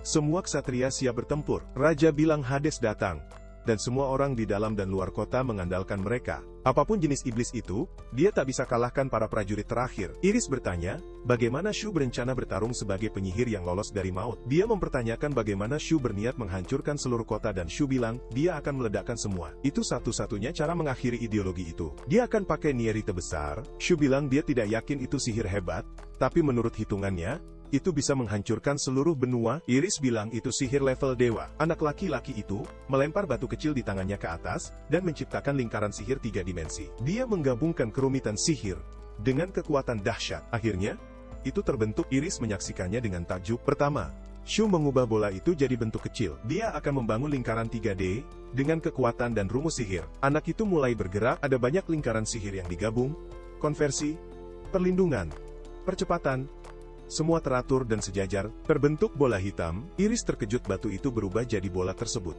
Dan Shu menjelaskan dia mengubah batu itu jadi antimateri. Shu jelaskan semua konsep fisika dan kimia yang terlibat di bola peledak itu, tapi Iris cuma mikirin roti enak yang pengen dia makan. Dari jauh, itu cuma terlihat seperti bola biasa. Dia akan mengirimnya ke mereka. Lagi pula, dia nggak pernah bilang bakal bertarung langsung. Kota siap untuk bertempur. Di tembok-tembok, ada ratusan ksatria. Semua melihat sekeliling, lalu seseorang melihat sesuatu di langit. Itu lingkaran teleportasi di atas kota tempat bola hitam keluar. Perlahan, bola itu jatuh ke tanah. Begitu menyentuh tanah, ledakan brutal terjadi. Semua yang kabur dari kota bisa melihatnya dari jauh. Seluruh kota hancur. Seorang anak kecil bertanya pada ibunya, apa itu tembok hitam raksasa? Itu menutupi rumah mereka.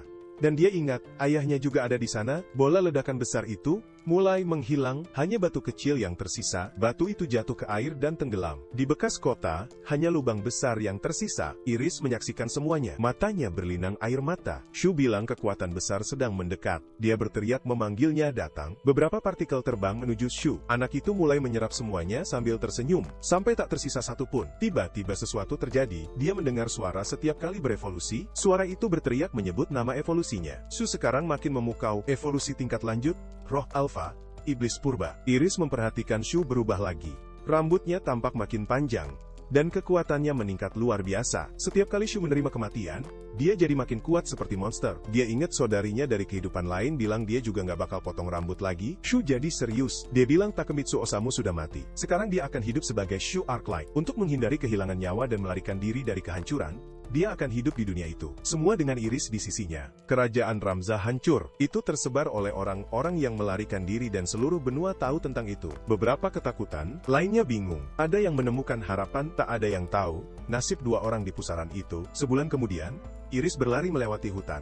Seekor manusia serigala mengejarnya. Tiba-tiba, dia melompat ke atas gadis itu. Dia mengeluh karena makhluk itu sangat gigih. Lalu dia menggunakan serangan angin melawan binatang itu. Dengan lingkaran sihir, dia menghabisi monster itu. Dan bilang, dia sudah nggak lemah lagi. Dikelilingi mayat, Shu mendekat dan menyambut Iris. Dia bilang dia sudah kembali dan kelihatannya Shu kedatangan tamu. Anak itu bilang orang-orang itu mungkin sampai sana karena kecelakaan. Sekarang mereka harus cek kantong, siapa tahu ada barang berharga. Iris bersorak dan berharap mereka bawa makanan. Dia mulai mencari di tubuh-tubuh itu mencari roti. Shu bilang dia sudah berpikir, kenapa mereka nggak ke kota saja? Mereka sudah bersembunyi di hutan selama sebulan. Dia nggak perlu tidur atau makan, tapi dia perempuan perlu. Iris bilang dia baik-baik saja dan sekarang punya tubuh abadi. Tapi perutnya mulai keroncongan. Shu tanya apakah dia mau roti lembut, dan gadis itu bilang iya, sambil menangis. Lalu dia bilang mereka harus ke Republik untuk cari uang. Iris meraih poster, dan bilang mereka cuma yang paling dicari dalam daftar. Shu bilang, mereka akan berusaha sebaik mungkin. Anak laki-laki itu mulai mikir cara pakai sihir buat kamuflase, tapi Iris menarik perhatiannya, dan bilang apapun yang terjadi, mereka harus tetap bersama. Dengan senyum, anak laki-laki itu setuju. Mustahil menolak maut, tapi gadis yang gak bisa mati dan raja kematian, cuma ada satu nasib yang mungkin. Iris bilang mereka harus pergi, dan kalau identitasnya ketahuan, dia bisa bilang ke tentara sesuatu, bahwa Raja Dunia Bawah ada bersamanya. Jadi videonya berakhir sampai sini. Kalau nggak mau ketinggalan bagian selanjutnya, aktifkan lonceng notifikasi, dan sampai jumpa lagi di channel Top